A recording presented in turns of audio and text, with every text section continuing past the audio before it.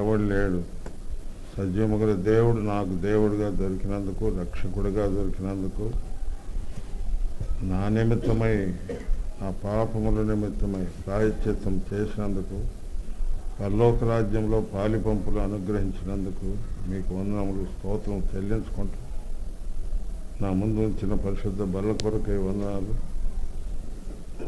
సంఘం కొరకై వందనములు, స్తోత్రములు, భక్తుల కొరకై, దైవ సేవకుల కొరకై మీకు వందనములు, స్తోత్రములు. నా పక్షంగా చేస్తున్న మేళ్ళన్నిటిని బట్టి ఎన్నిసార్లు స్తుతించినా, ఆరాధించినా, పాడినా, పొగిడినా నేను ఇంకా రుణస్థుని అని ఒప్పుకుంటూ, కృతజ్ఞత వందనములతో స్తుతి ఆరాధన యేసే నమ్మకమైన నామమున మీకే సమర్పించుకుంటున్నాను తండ్రి. దయచేసి కూర్చోండి.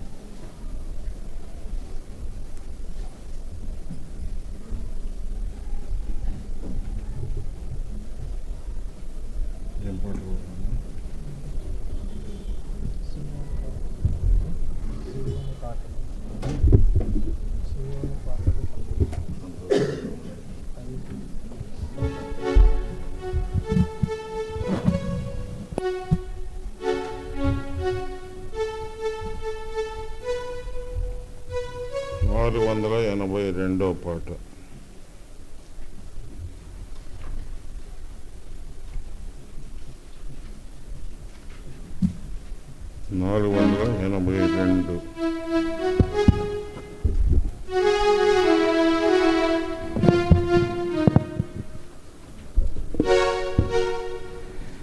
ఇందులో ఒక వచనం ఉంది, 2వ వచనం. ఐగుప్తును విడిచినట్టు మీరు అరణ్యవాసుల ఈ ధరలో.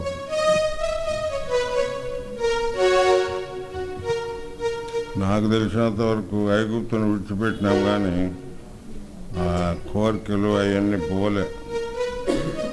చేపలు, బీరకాయలు, కీరకాయలు అవేం పోలేదు. పోయినట్టుగానే ఆదివారం ఆరాధిస్తూ ఉన్నాము, సోమవారం నుంచి మొదలు పెడతాం. మళ్ళీ ఆదివారం వస్తే నా ముందుకు తెచ్చిన వాక్యాన్ని బట్టి మీకు వందనాలు. ఇదే రొటేట్ అవుతూ ఉంది, సైకిల్ లైక్. చేసేది ఒప్పుకుండేది, మళ్ళీ అయ్యే చేసేది. అంత మంచిగా లేదు. ఈ పాట పాడితే ఏమన్నా గ్రహించే వాళ్ళు గ్రహించవచ్చు. సియోను పాటలు సంతోషముగా పాడుబాబు. సియోను పాటలు సంతోషముగా పాడుచు సియోను వెళ్ళుదము. సియోను పాటలు సంతోషముగా పాడుచు సియోను వెళ్ళుదము. లోకాన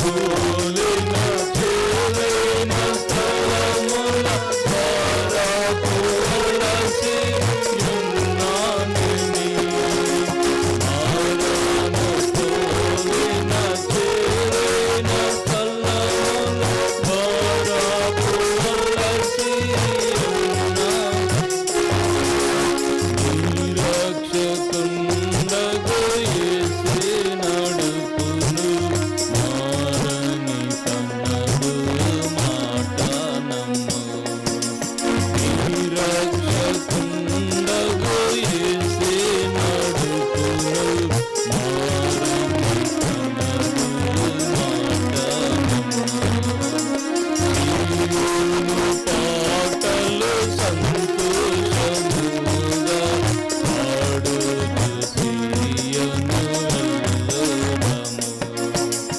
ఐగుప్తు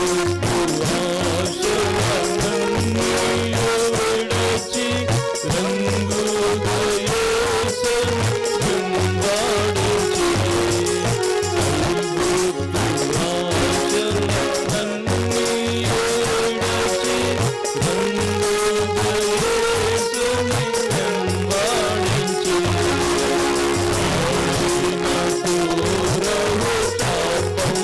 ఆడిన పాపము మాని విధియులై విరాజిల్లుడి. ఆడిన పాపము మాని విధియులై విరాజిల్లుడి. సీయోను పాటలు సంతోషముగా పాడుచు సీయోను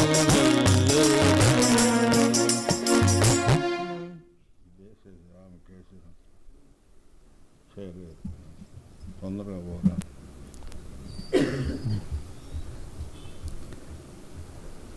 బయట ఉన్నాయి బయట ఉన్నాయి చైర్స్ ఎవరు? చైర్లు ఇంకా బయట ఉన్నాయి చాలా మీకు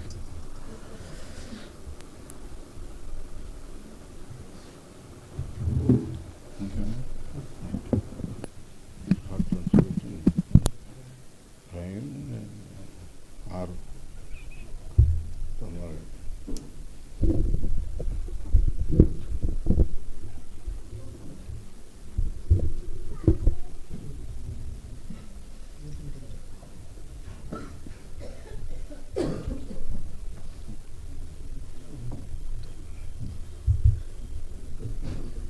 సరే, మన ప్రభు బలలో మనం ప్రవేశించుకున్నప్పుడు దేవుని వాక్యం నుండి కొరింథీయులకు రాసిన మొదటి పత్రిక దయచేసి 11వ అధ్యాయం 28వ వచనాన్ని మనం చదువు. మొదటి కొరింథీ పత్రిక 11వ అధ్యాయం 28వ వచనాన్ని. కాబట్టి ప్రతి మనుషుడు తను తాను పరీక్షించుకునవలను, అలాగూ చేసి ఆ రెట్టిని తిని ఆ పాత్రలోంది త్రాగవలెను. అలాగే మొదటి కొరింథీ పత్రిక 10వ అధ్యాయం మొదటి 11 వచనాలు మనం మార్చి చదువుదాం. మొదటి కొరింథీయులకు రాసిన పత్రిక 10వ అధ్యాయం మొదటి 11 వచనాలు మనం మార్చి చదువుదాం. సహోదరులారా, ఈ సంగతి మీకు తెలియకుంటే నాకు ఇష్టం లేదు. అదేదనగా మన పితరులందరూ మేఘం కింద ఉండిరి, వారందరూ సముద్రంలో నడిచిపోయిరి.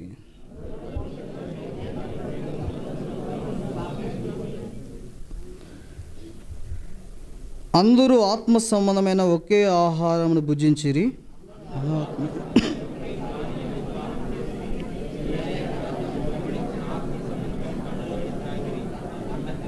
అయితే వాళ్ళు ఎక్కువ మంది దేవునికి ఇష్టలుగా ఉండకపోయారు గనుక అరణ్యంలో సంహరింపబడిరి.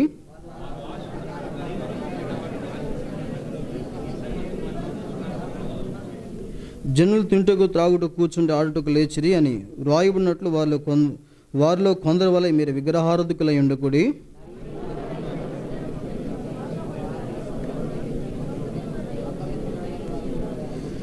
మన ప్రభుని శోధింపక విందము, వారిలో కొందరు శోధించి సర్పం వలన నశించిరి.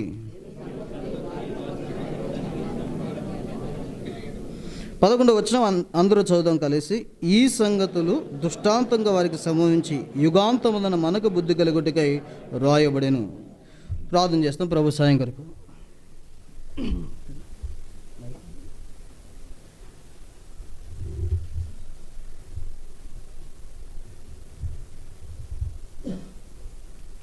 మా తండ్రి, పరిశుద్ధమైన మా దేవ, తిరిగి మరొకసారి నాయన మీ పిల్లలుగా మీ పాసనకు వస్తున్నాం. మీరు మమ్మల్ని ప్రేమించి మేము అనుగ్రహించిన ఈ మంచి తరుణాన్ని బట్టి స్తోత్రాలు. ఈ ఉదయ కాలంలో ఫిలదెల్ఫియాలో మేము ఆరాధన చేయడానికి ఇచ్చిన అవకాశాన్ని బట్టి ప్రభా మీకు ఎంతో వందనాలు. నిజమే తండ్రి, ఒకప్పుడు ఐగుప్తనే భయంకరమైన దుస్థితులు జీవిస్తున్న నా జీవితాన్ని కూడా మీరు ప్రేమించి ఐగుప్తులోంచి పిలిచారు. మీ ప్రియకుమారుని యేసు ప్రభువాన్ని మోషేని పంపినట్లే నా కొరకు రక్షకుడిగా పంపారు.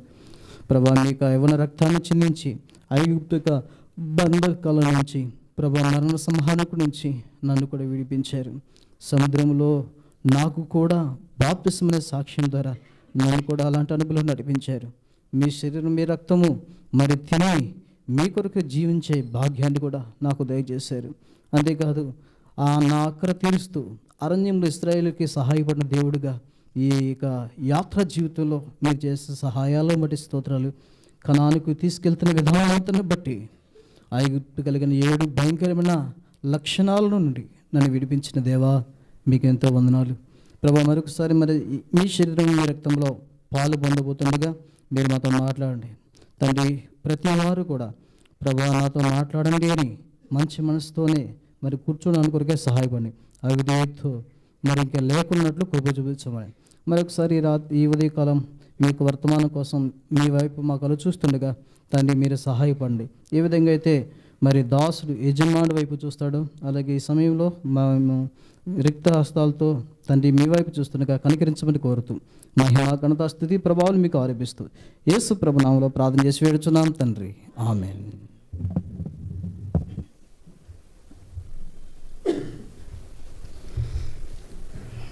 కొరింథీయులకు రాసిన మొదటి పత్రిక దయచేసి మొదటి కొరింథీ పత్రిక 11వ అధ్యాయం.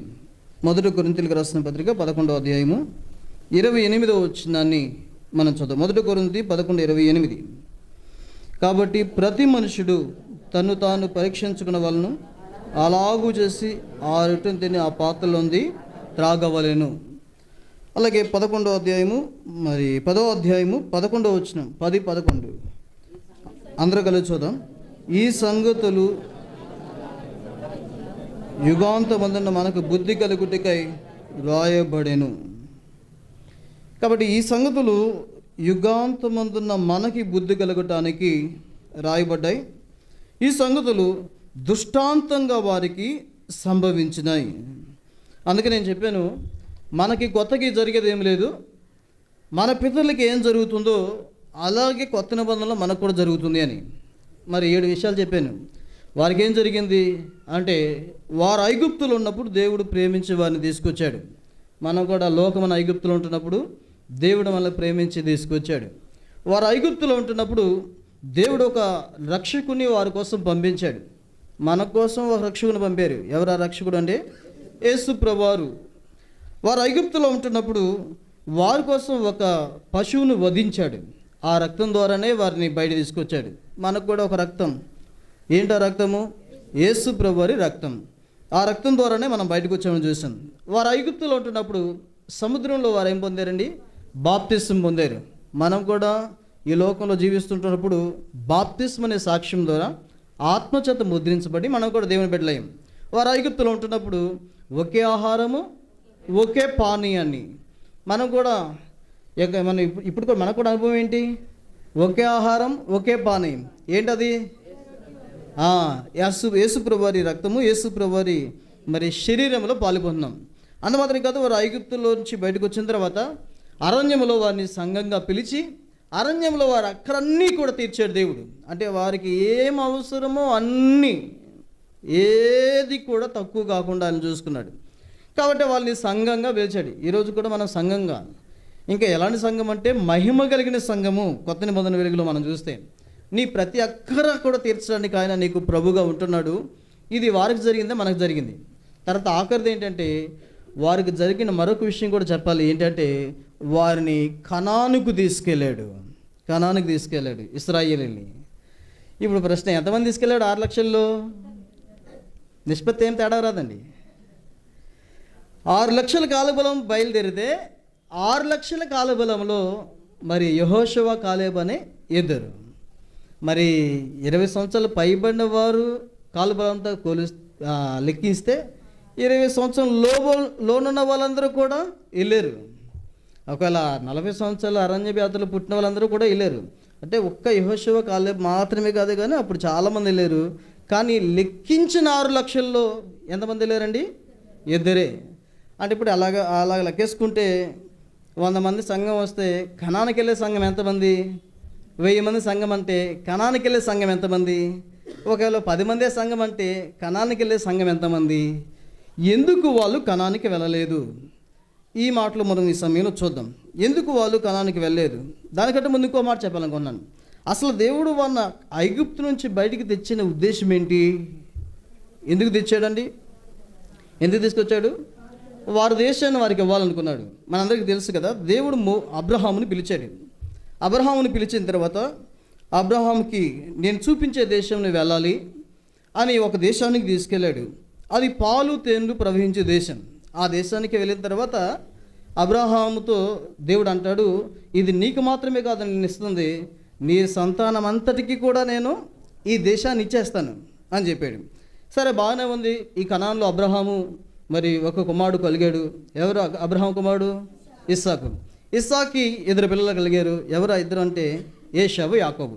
యాకోబుకి 12 మంది పిల్లలు ఉన్నారు. ఎవరి 12 మంది అంటే 12 ఇశ్రాయేలు గోత్రకర్తలు, వీళ్ళే యాకోబుకు సంతానం. ఇలా ఉంటున్న టైంలో యాకోబు కాలంలో ఈ కనాన్లో భయంకరమైన కరువు వచ్చింది. మీకు అర్థం కావడం చెప్తున్నాను. ఈ కరువు వచ్చింది. ఈ కరువు వస్తే ఇప్పుడు కనాన్లో ఆహారం లేదు. ఎక్కడ ఆహారం ఉందంటే వాళ్ళకి ఒక వార్త వచ్చింది, ఐగుప్తుల ఆహారం బాగా ఉందంట. మరి పదండి ఐగుప్తుకి వెళ్ళి ఆహారం తెచ్చుకుందామని వాళ్ళ పిల్లల్ని పంపిస్తే అక్కడ జరిగింది ఏంటంటే, వీళ్ళ కుమారుడు ఒకడు అక్కడ ఉన్నాడు. ఎవరైనా? యోసేపు. వీళ్ళ కోసమే దేవుడు ముందుకు తీసుకెళ్ళి రెడీ చేశాడు. ఆ తర్వాత వాళ్ళ కుమారుడు పరిచయం అయిన తర్వాత వాళ్ళు ఐగుప్తుకి వెళ్ళిపోయారు. అంటే వీళ్ళు కనాన్ నుంచి ఐగుప్తుకి వెళ్ళిపోయిన ఇశ్రాయేలు ఎంతమంది వెళ్ళారు అంటే 46వ అధ్యాయం ఆదికాండం. 46వ అధ్యాయం ఆదికాండం చూడండి. ఆదికాండ గ్రంథము 46వ అధ్యాయము. 46వ అధ్యాయం ఎన్నో వచ్చినది చదవండి. ఐగుప్తులో 46:27 70 మంది. అంటే యాకోబు కాలంలో కనాన్లో వచ్చిన కరువు నిమిత్తం ఐగుప్తుకి వెళ్ళిన వారు 70. ఇలా 70 మంది వెళ్ళి ఎంతమంది అయ్యారంటే కొన్ని లక్షల మంది అయిపోయారు అక్కడ. ఎక్కడ? ఐగుప్తులోకి. ఎందుకు వెళ్ళారు? ఆహారం కోసం వెళ్ళారు. కరువు వచ్చిందని వెళ్ళారు. అలా కరువు నిమిత్తం ఐగుప్తుకి వెళ్ళిపోయిన ఇశ్రాయేలీలు 430 సంవత్సరాలు అక్కడే ఉన్నారు. 430 సంవత్సరాలు అలా ఉంటారని దేవుడు ముందే అబ్రహాంతో చెప్పాడు. ఆదికాండం 15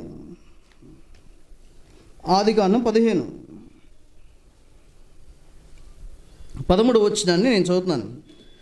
ఆదికాండం 15:13 ఆయన నీ సంతతి వారు తమది కాని పరదేశమందు నివసించి ఆ దేశపు వారికి దాసులుగా ఉందురు. వారు 400 ఏండ్లు వీరిని శ్రమ పెడతారు. వీరు ఎవరికి దాసులగుదరో ఆ జనములకు నేనే తీర్పు తీర్చుదును. ఆ తర్వాత వారు మిక్కిలి ఆస్తుతో బయలుదేరి వచ్చేదారు. ఎప్పుడు చెప్పాడు ఈ మాట? అప్పటికి ఇస్సాకు పుట్టాడు? అసలు ఇస్సాకే లేడు. ఇప్పుడు నేను అబ్రహాం అని కొనుక్కొస్తే ప్రార్థన చేస్తాను అనుకోండి, ప్రభువా నాకున్న ఆస్తి అంతా నా పెద్ద సేవకుడైన పెద్ద దాసుడు ఎలీయెజరుకి వెళ్ళిపోయేటట్టుంది, నువ్వు నాకేం లాభం చేసావు, నా బహుమానం ఏంటి, నాకేయడం ఏంటి, నాయన నాకు సంతానం ఇస్తేనే కదా అంటే, ఆ సాల్మన్ భయపడుకు, నీకు ఒక ఇస్సాకుని ఇస్తాను, ఇస్సాకి ఒక 2 పిల్లలు ఉంటారు, యాకోబు అనే పిల్లడు ఉంటాడు చిన్న కుమారుడు, వాడికి 12 మంది పిల్లలు ఉంటారు, వాళ్ళ కరువు వస్తుంది, వాళ్ళు ఐగుప్తుకి వెళ్తారు, అక్కడ 400 సంవత్సరాలు బానిసలుగా ఉంటారు, ఆ తర్వాత వాళ్ళు నేను తీసుకొస్తాను ఆస్తితో పంపిస్తానంటే ఎలా ఉంటుంది మనకి? మన భాషలో ఉంటుంది వాళ్ళు లేదు అన్నట్టు.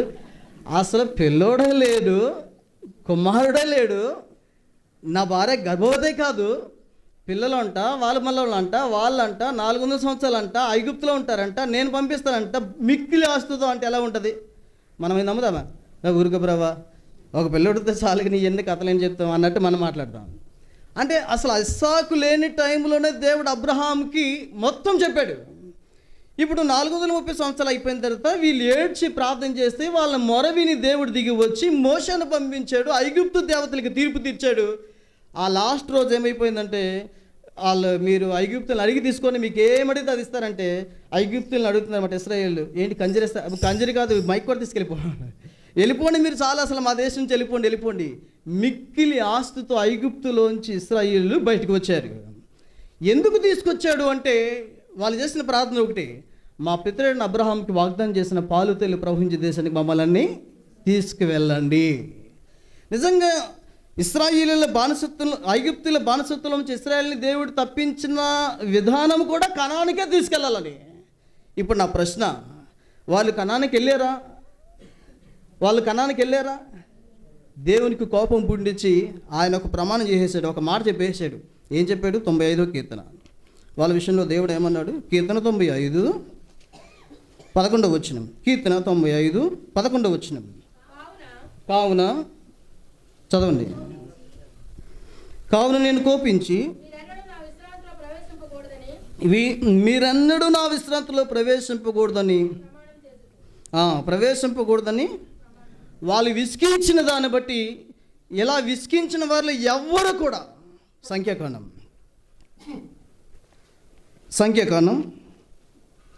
ఎన్నిసార్లు విసిగించారంట? 14వ అధ్యాయం 22వ వచనాన్ని. సంఖ్యాకాండం 14వ అధ్యాయం. నేను ఐగుప్తులోను అరణ్యములోను చేసిన సూచక్రియలను నా మహిమను చూసిన ఈ మనుషులందరూ ఈ 10 మారులు నా మాట వెనుక నన్ను పరిశోధించిరి. కాగా వారి పితరులకు ప్రమాణపూర్వకంగా నేనిచ్చిన దేశమును వారు చూడనే చూడరు. నన్ను అలక్ష్యం చేసిన వారిలో ఎవరునూ దానిని చూడరు. అబ్బా, ఏ దేవుడైతే అబ్రహాముకి ప్రమాణం చేసి నీ సంతానానికి సర్వకాలం ఇస్తానని చెప్పాడో, పాలుతెలు ప్రవహించే దేశం, అదే దేవుడు అదే సంతానానికి చెప్తున్నాడు, వీరెన్నడూ నా విశ్రాంతిలోనికి, అంటే కనాన్లోనికి వాళ్ళు ఎవరు కూడా రారు. మరి ఏమయ్యారు అరణ్యంలో? వారి గురించి బైబిల్లో 7 భయంకరమైన మాటలు రాయబడ్డాయి. ఏమయ్యారు తెలుసా? ఇదే సంఖ్యాకాండం 14. ఒక్కొక్క మాట చదివేసి మన వర్తమానంకి వెళ్దాం. ఇది అర్థమైతే మన వర్తమానానికి అర్థమవుద్ది. సంఖ్యాకాండం 14. వాళ్ళు అరణ్యంలో ఏమయ్యారు చూడండి. 7 మాటలు మీకు గుర్తు చేస్తాను. మొదటిది 33వ అధ్యాయం. సంఖ్యాకాండం 13వ అధ్యాయం 14వ అధ్యాయం 33వ వచనం. మీ శవములు అరణ్యములో క్షయమగు వరకు. అంటే అరణ్యంలో వీళ్ళు ఏమైపోయారు? మొట్టమొదటి మాట క్షయమైపోయారు. కనానికి ప్రవేశించారా? ప్రమాణపూర్వకంగా దేవుడు వాగ్దానం చేసిన దేశానికి వెళ్ళారా? వెళ్ళలేదు. ఏమైపోయారు? క్షయమయ్యారు. రెండో మాట 1 కొరింథీ 10వ అధ్యాయం. ఒక్కొక్క మాట చూద్దాం. 1 కొరింథీ 10వ అధ్యాయం. వాళ్ళ గురించి రాయబడిన మాటలు చూడండి. 5వ వచనం చివరి మాట. 1 కొరింథీ 10:5 చివరి మాట. గనుక అరణ్యములో సంహరింపబడిరి. క్షయమైపోయారని రాయబడింది, సంహరించబడ్డారని రాయబడింది. 8వ అధ్యాయం 8వ వచనం 10:8 చివరి మాట. 10:8 చివరి మాట. 10వ అధ్యాయం 8వ వచనం చివరి మాట.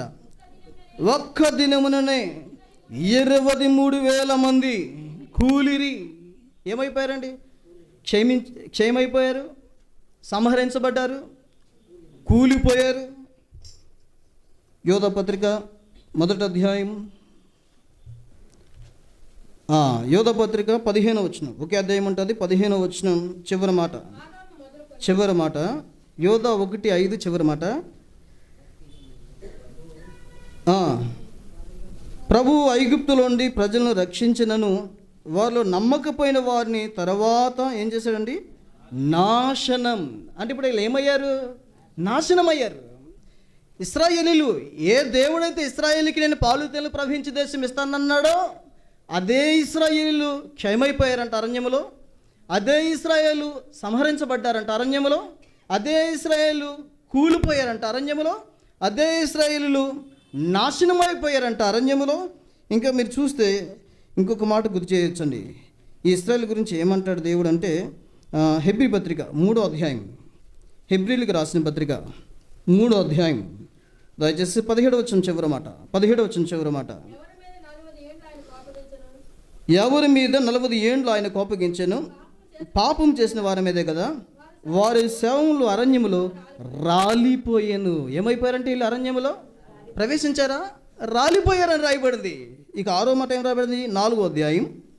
హెబ్రీలకు రాసిన పత్రిక 4వ అధ్యాయం 11వ వచనాన్ని. హెబ్రీలకు రాసిన పత్రిక 4వ అధ్యాయం. కాబట్టి అవిధేయత వలన వారి పడిపోవునట్లుగా మనల్ని ఎవడో పడిపోకుండా ఆ విశ్రాంతిలో ప్రవేశించుటకు జాగ్రత్త పడదు. ఆ విశ్రాంతిలోనికి వాళ్ళు వెళ్ళారా? వాళ్ళు పడిపోయారని రాయబడింది. యెహోషువ గ్రంథం 7వ మాట మనం చూద్దాం. 5వ అధ్యాయం యెహోషువ గ్రంథం 7వ మాట మనం చూస్తాం. 5వ అధ్యాయం 4వ వచనం చివరి మాట. అరణ్యములో ఏమయ్యారు? అరణ్యములో వారు చనిపోయిరి. ఏమని ఎంత భయంకరమైన మాటలు! 7 మాటలు మనం చూసామా? మొదటి మాట ఏంటి? క్షయమైపోయారండి. రెండో మాట ఏంటి? ఎక్కడెక్కడ చెప్పదండి. క్షయమైపోయారు, సంహరించబడ్డారు, కూలిపోయారు, నాశనమైపోయారు, రాలిపోయారు, తర్వాత పడిపోయారు, తర్వాత చనిపోయారు. ఎవరు వీళ్ళందరూ? అబ్రహాముకి వారి సంతానానికి ఇస్తానని ప్రమాణం చేయబడింది వీళ్ళకే. ఎవరికి? నీ సంతానానికి నేను సదాకాలం ఇచ్చేస్తాను ఈ పాలు తేలు ప్రవహించే దేశాన్ని. దేవుడు వీళ్ళ ఏడిపే, వీళ్ళ బాధే, వీళ్ళ కన్నీరే ఇది. నిర్గమకాండం 2:23 కానీ, నిర్గమకాండం 3:7 కానీ, నేను వారి మూలుగును విని దిగి వచ్చాను అని చెప్పింది వాళ్ళ గురించి. నిర్గమకాండం 2వ అధ్యాయము 23 అలాగున అనేక దినములు జరిగిన మీదట ఐగుప్తు రాజు చనిపోయాను. ఇశ్రాయేలు తాము చేయుచున్న వెట్టి పనులు బట్టి నిట్టూపులు విడుచు మొరపెడుచుండగా తమ వెట్టి పనులను బట్టి వారు పెట్టిన మొర దేవుని యొద్దకు చేరాను. కాగా దేవుడు వారి మూలుగును విని అబ్రహాము, ఇస్సాకు, యాకోబులతో తాను చేసిన నిబంధన జ్ఞాపకం చేసుకొను. దేవుడు ఇశ్రాయేలును చూచెను, దేవుడు వారి ఇందు లక్ష్యం ఉంచెను. 3:7 చూస్తున్నాను. 3:7 మరియు యెహోవా ఎట్లను నేను ఐగుప్తులో ఉన్న నా ప్రజల బాధను నిశ్చయముగా చూచిని, పనుల్లో తమను కష్టపెట్టు వారు పెట్టిన మొరను వింటిని, వారు దుఃఖదినములు నాకు తెలిసైనవి. కాబట్టి ఐగుప్తుల చేతుల నుండి విడిపించుటకును ఆ దేశం నుండి విశాలమైన మంచి దేశమునకు, అనగా కనానీయులకు, హిత్తీయులకు, అమోరీయులకు, పెరిజ్జీయులకు, హివీలకు, ఎబుసులకు నివాస స్థానమై పాలుతెలు ప్రవహించు దేశములకు వారిని నడిపించుటకు దిగి వచ్చి ఉన్నాను. అబ్రహాంకి ప్రమాణం చేసిన ఈ దేవుడే, పాలుతెలు ప్రవహించే దేశం నీ సంతానానికి ఇస్తానని చెలివిచ్చిన ఈ దేవుడే, 430 సంవత్సరాల చివరిలో వాళ్ళు ఏడ్చి ప్రార్థన చేసినప్పుడు విన్నది ఈ దేవుడే, వాళ్ళని విమోచించడానికి దిగి వచ్చింది ఈ దేవుడే, మోషే అనే నాయకుడిని పంపించింది ఈ దేవుడే, ఐగుప్తు దేవతలకు తీర్పు తెచ్చింది ఈ దేవుడే, అరణ్యంలో పోషించింది ఈ దేవుడే. చివరికి ఏమంటున్నాడంటే వాళ్ళు నా విశ్రాంతిలో ప్రవేశించరు. ఎందుకు తెలుసా? ఇశ్రాయేలు చేసిన పాపం అరణ్యాల్లో 7 రకాలుగా ఉందండి. మీకు మనం ఒకటే ధ్యానం చేద్దాం. ఏంటి ఆ 7 రకాలు? ఇదంతా మనం చదివిన 1 కొరింథీ 10వ అధ్యాయంలోనే ఉంది. చూద్దాం. 1 కొరింథీ 10వ అధ్యాయం. ఏంటి వారి జీవితంలో అరణ్యంలో ఏం చేశారు వాళ్ళు? 1 కొరింథీ 10వ అధ్యాయం ఒక్కొక్కటిగా మనం చూద్దాం.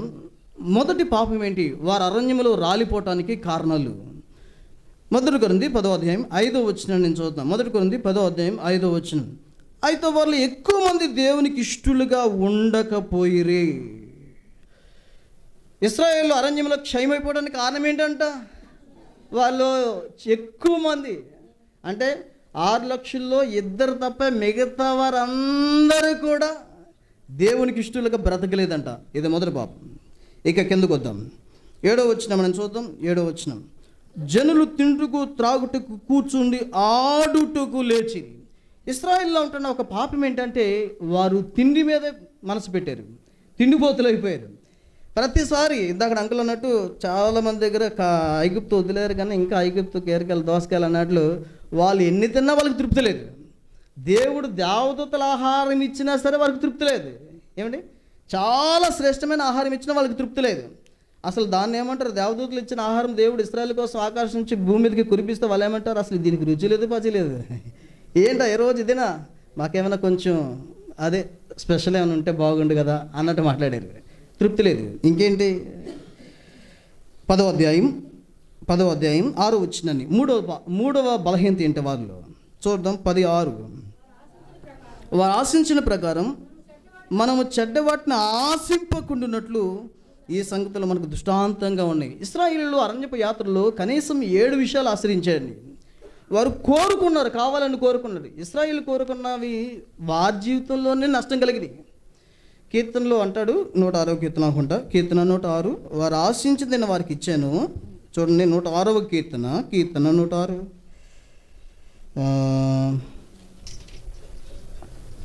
106వ కీర్తన దయచేసి 14-15 వచనాలు. అరణ్యంలో వారు బహుగా ఆశించిరి, ఎడారిలో దేవుని శోధించిరి. వారి కోరింది ఆయన వారికి ఇచ్చెను, ఆయనను వారి ప్రాణములకు ఆయన క్షీణత కలిగజేసింది. వాళ్ళు ఏమి కావాలనుకుంటున్నారో అన్ని దేవుడు వాళ్ళకి ఇస్తానే ఉన్నాడు. వాళ్ళు ఆశించారు, ఎన్ని అంటే అన్ని ఆశించారు. దేవుడు ఏంటో ఆయనే రాజుగా ఉండి ఇశ్రాయేల్ని పరిపాలించాలి అనుకున్నాడు. వీళ్ళేమంటున్నారు తెలుసా? నువ్వు మాకు రాజు వద్దునైనా మాకు సర్వలోక మర్యాద చొప్పున మాకు కూడా ఒక రాజు ఉంటే బాగుండు. అప్పుడు దేవుడు సమూయేలుతో మాట్లాడతాడు. సమూయేలు చాలా బాధపడిపోతాడు. అసలు మీకు ఏమైనా అర్థం ఉందా? దేవుడు మీ మీద రాజుకుండి మిమ్మల్ని నడిపిస్తుంటే ఆయన ప్రభుత్వాన్ని మీరు వద్దని మీరు ఒక రాజును కోరుకుంటారా అంటే సమూయేలు దగ్గరికి వచ్చి దేవుడు అంటాడు, సమూయేలు నువ్వేం బాధపడొద్దు, వాళ్ళు తృణీకరించింది నిన్ను కాదు నన్ను. నన్నే వాళ్ళు రాజుగా ఉండకూడదని కోరుకున్నారు. ఒక రాజుని, ఎవరు ఆ రాజు? సౌలు రాజు. చివరికి ఏ రాజుని కోరుకున్నాడో ఆ రాజు వాళ్ళకి ముళ్ళైపోయాడు. వాళ్ళ మాంసం కోరుకున్నారు. బైబిల్లో రాయబడింది, అది ఇంకా వాళ్ళ పల్ల సందుల్లో ఉండగానే యెహోవా ఉగ్రత వారి మీదకి దిగి వచ్చింది అని ఆశించారండి. మొదటిది, దేవుడికి ఇష్టలుగా లేరు. రెండోది, తిండిపోతులుగా అయ్యారు. మూడోది, చెడ్డవాటిని ఆశించారు. నాలుగోది, 7వ వచనము చివరి మాట చదవండి. వారిలో కొందరు వలె మీరు విగ్రహారాధకులై యుండుకోడి. దేవుడు అంటే వారిని బయట తీసుకొచ్చిన తర్వాత దేవుడు వారిని చక్కని విధానంలో వారిని నడిపించాలని మోషేతో మాట్లాడతాడు. మోషే, నా ప్రజలను ఇశ్రాయేలు ఎలా ఉండాలి, ఎలా ఉండకూడదు, ఏం చేయాలి, ఏం చేయకూడదు, ఎలా బ్రతకాలి, ఎలా బ్రతకూడదు, ఏం తినాలి, ఏం తినకూడదు అంతా వారికి తెలియచేయడానికి కొరకై వారికి ఒక మెనూ ఇస్తాను, పరలోకం నుంచి నేను పంపిస్తాను, అదే దేవుని ధర్మశాస్త్రము, వారు ఎలా బ్రతకాలో నేను చూపిస్తాను, నువ్వు రా పైకి అని పిలిచాడు. దగ్గరపక్కన 19వ అధ్యాయంలో సినాయి కొండ మీదకి మోషే వెళ్ళాడు. సాంద్రమేఘంతో దిగి వచ్చాడు. దేవుని వేలుతో ధర్మశాస్త్రం రాయబడుతుంది. ఇవన్నీ తీసుకుని దిగి వస్తుంటే కిందంటో సంగీతం వినపడుతుంది. మోషే రాతి పరకలు తీసుకుని వస్తుంటా కిందకి వెళ్ళిపోయిన తర్వాత 40 రోజులు సంగీతం వినపడుతుంది. ఏంటి సంగీతం అంటే అది వేరే సంగీతం కాదు నాయన. ఆయన మోషే పైకి వెళ్ళిపోయిన తర్వాత 40 రోజులు అయిపోయిన తర్వాత వీళ్ళు అనుకున్నారు, అసలు మోషే అనేవాడు ఏమయ్యాడు? 40 రోజులు అయింది. ఒకవేళ అప్పుడు కూడా ఫోన్ కొడితే కనీసం వాట్సాప్ లేదు, మిస్డ్ కాల్ లేదు, ఏమీ లేదు. అసలు ఉన్నాడా లేదా? దుష్టముఖం తినేసిందేమో. మనకెందుకు మోషే గురించి ఆలోచిస్తే టైం వేస్ట్ అయిపోతుంది. కానీ మనము ఈలోపు దేవతను చేసుకోవాలి. ఎవరో ఒకరిని మనం కొలవడానికి ఒక దేవతను చేసుకోవాలి. మోషే వెళ్ళేటప్పుడు ఇద్దరికి ఆ నాయకత్వాన్ని అప్పచెప్పి కొండ మీదకి వెళ్ళాడండి. ఎవరు వాళ్ళిద్దరు అంటే అహరోను హూరుకి బాధ్యత అప్పచెప్పాడు. వీళ్ళిద్దరికి చెప్పాడు, ఈ 40 రోజులు మీకు రాజు ఎవరంటే, మీకు నాయకుడు ఎవరంటే అహరోను హూరు. మీకు ఏ సమస్య వచ్చినా, ఏ కష్టం వచ్చినా, ఏ ప్రార్థన మనం వచ్చినా, మీకు ఎలాంటి అవసరం వచ్చినా వీళ్ళిద్దరి దగ్గరికి రండి అని చెప్పి వాళ్ళకు కూడా చెప్పారు. ఈ 40 రోజులు మీరే నాయకులు. సరే, నేను అనుకుంటున్న బహుశా అప్పటికి అహరోను హృదయంలో ఎప్పటి నుంచో ఉండే ఉంటుంది బాధ. ఏంటి ఆ బాధ? దేవుడు ఏదైనా మాట్లాడితే ఎవరితో మాట్లాడతాడు? మోషేతో మాట్లాడతాడు. మోషేతో మాట్లాడితే మోషే నాకు చెప్తాడు. అసలు మధ్యలో మోషే ఏంటి? మధ్యలో లేకుండా పోదు కదా. అసలు పెద్దోడు నేను, సీనియర్ నేను, తల పండిపోయింది నాకు, తల మెరిసిపోయింది నాకంటే నాకు అది మోషే అహరోనుకి. ఇంత సీనియర్ అయ్యింది దేవుడు నాతో మాట్లాడుకోకుండా మధ్యలో ఈయనంట బస్ ఈయన లేకుంటే బాగుండు అని మనసులో అనుకున్నట్టు ఏమో మనకు తెలియదు. అక్కడంట బైబిల్లో రాయబడింది, ఐగుప్తులోంచి వారు బయటకు వచ్చేటప్పుడు మోషే ఒక వస్తువు తీసుకొచ్చాడు. ఏంటి తెలుసా? పోగరు అంటారు ఆ వస్తువు. అది విగ్రహం తయారు చేయడానికి వాడే వస్తువు. మీరు నెట్లో కొడితే అర్థమవుతుంది. ఒక ఏమంటారంటే ఒక స్క్రూ డ్రైవర్ టైప్లో ఉంటుంది. అది ఒక విగ్రహం తయారు చేయడానికి దాన్ని వాడతారు. అసలు ఐగుప్తులోంచి పోగరు, ఐగుప్తులోంచి వాళ్ళు బయటకు వచ్చిన తర్వాత అహరోనుకి ఆ వస్తువు ఎందుకు అంటే ఎక్కడి నుంచో ప్లాన్ ఉంది. యేసుప్రభువు వారు చనిపోయిన తర్వాత యోహాను సువార్త 21 మీరు తర్వాత చదవండి. పేతురు వచ్చి అంటాడు, ఆయన వెళ్ళిపోయాడు నాయన, మరి మన కథ ఏంటి, మనం ఎట్టగొట్ట బతకాలి కదా, నాకు తెలీదు, మీరు వస్తారు లేదు, నేను చేపలు పడతాకి వెళ్తున్నా, మీరు వస్తారా అంటాడు. మిగతా వాళ్ళు అంటారు మేము వస్తాం అంటారు. మొత్తం ఎంతమంది అంటే 7 అవుతారు. మెజారిటీ మైనారిటీ ఎక్కువ మందిని తీసుకెళ్ళిపోతాడు.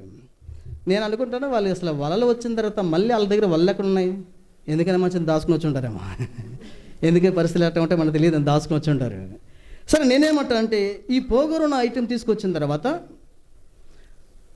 మోషే అనే వ్యక్తి సినాయి కొండ మీదకి ధర్మశాస్త్రం తీసుకురావడానికి వెళితే ఈ కింద వీళ్ళందరూ వచ్చి మాట్లాడతారు, ఆ మోషే అనేవాడు ఏమయ్యాడో మాకు తెలీదు, ఒక దేవత చేయని అంటే, సరే మీ దగ్గర ఉన్న బంగారం అంతా ఇవ్వండి అంటే వాళ్ళంతా బంగారం తీసేసాడు, ఒక మంచి దూడ చేస్తాడు, వాళ్ళందరూ దాన్ని ఆరాధన చేస్తారు.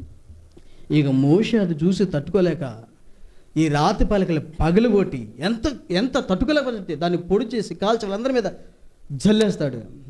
ఎంత కోపం వచ్చేసిందో అంత కోపం వచ్చేసింది. సరే, అహరోను అడుగుతాడు, ఏమైంది అసలు, ఏంటి అయ్యా, నీకు తెలుసుగా వీళ్ళు దుర్మార్గ ప్రజలు, నీకు తెలుసుగా, అప్పటి నుంచే తెలుసు కదా, నేనేమనలేదు, నేను అన్నాను ఆ మంటలు వేయండి మీ బంగారం అన్నాను, మంటలు వేయటంగానే దూడ బయటకు వచ్చింది, నేనేం చేయలేదు అన్నాడు. మీరు ఆ మాట చూడండి, ఆశ్చర్యంగా ఉంటుంది. నేను ఏ మాట ఎందుకు చెప్తున్నా అంటే వారు విగ్రహారాధకులయ్యారు.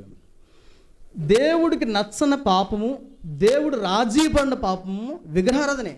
అందుకే బైబిల్ అంటాడు, నా మహిమ విగ్రహములకు చందనీయును, నా మహిమ విగ్రహములకు చందనీయును. వీళ్ళు ధర్మశాస్త్రం తీసుకెళ్ళి దాగోను గుడిలో పెడితే తెల్లారికి వెళ్ళి చూస్తే ఆ విగ్రహం బోల్ద పడిపోయి ఉంటుంది. వీళ్ళు మళ్ళా నిలబడి ఆ విగ్రహాన్ని పెడితే రెండు ముక్కలుగా అయిపోయి ఉంటుంది. దేవుని మహిమ విగ్రహాలకు చెందనేడు. మరి ఇశ్రాయేలు అరణ్యంలో చేసిన పాపాలు ఏంటి అంటే వారి విగ్రహారాధకులయ్యారు. ఇప్పుడు 4 విషయాలు మనం చూస్తాం. దేవుడికి ఇష్టలుగా లేరు, తిండిబోతులుగా బ్రతికేశారు, చెడ్డవాటు నాశించారు, విగ్రహారాధకులయ్యారు. 1 కొరింథీ 10:8 వచనాన్ని మనం చూద్దాం. మరియు వారు వలె మనం వ్యభిచరింపుకుందాము, వారిలో కొందరు వ్యభిచరించి నందున ఒక్క దినముననే 23,000 మంది కూలిరి. మీరు సంఖ్యాకాండం 24వ అధ్యాయం మనం చూస్తే ఈ సందర్భం అక్కడ రాయబడింది. దేవుని ప్రజలని ఇశ్రాయేలీయులు అన్యులతో కలిసి వ్యభిచారం చేస్తే మోషే మనవడు ఒక అతను ఉన్నాడు, అతను ఫీనిహాస్. అతను అది తట్టుకోలేక ఒక్క దెబ్బతో ఇద్దరిని పొడిచి చంపేస్తాడు. మనం అనుకుంటాం నరహత్య చేశాడు అనుకుంటాం. దేవుడు ఏమన్నాడు తెలుసా? షబాష్ అన్నాడు. ఎందుకు అన్నాడంటే నేను వారవలేనిది ఫీనిహాస్ కూడా వారాడు. అసలు దేవుడు ఇష్టపడలేదు దాన్ని.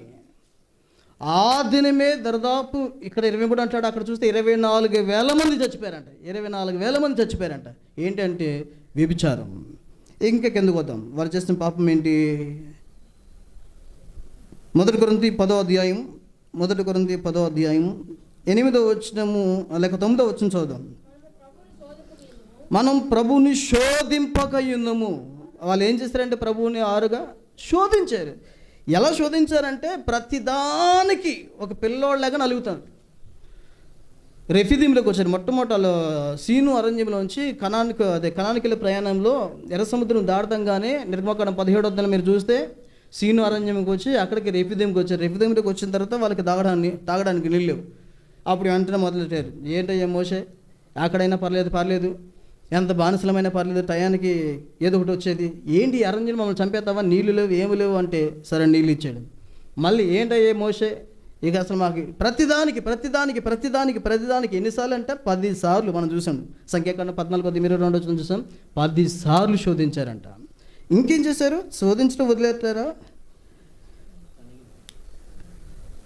9వ వచనం మీరు చూడండి. వారిలో కొందరు శోధించి సర్పం వలన ఇంకో మాట కూడా ఉంది, సనిగిరి. ఎక్కడది? 10వ వచనంలో మీరు సనగకుడి, వారిలో కొందరు సనిగి సంహారకుని చేత. మోషే ఒకటి దిగి వచ్చాడండి పైనుంచి. వాళ్ళనే మాటలు ఎవరు? కోరాహు, అబీరాము, దాతాను, ఈవెన్ వాళ్ళతో చేరిపోయిన వాళ్ళు ఎవరు? అహరోను, మిరియం కూడా. దేవుడు మోషతోనే మాట్లాడతాడా? మోషే చెప్పిందే వేదవాక. దేవుడు మాతో మాట్లాడ్డా? ఒకే పరిశుద్ధుడు ఉన్నాడా? ఎవరు విన్నాడు ఈ మాట? సంఖ్యాకాండం 12.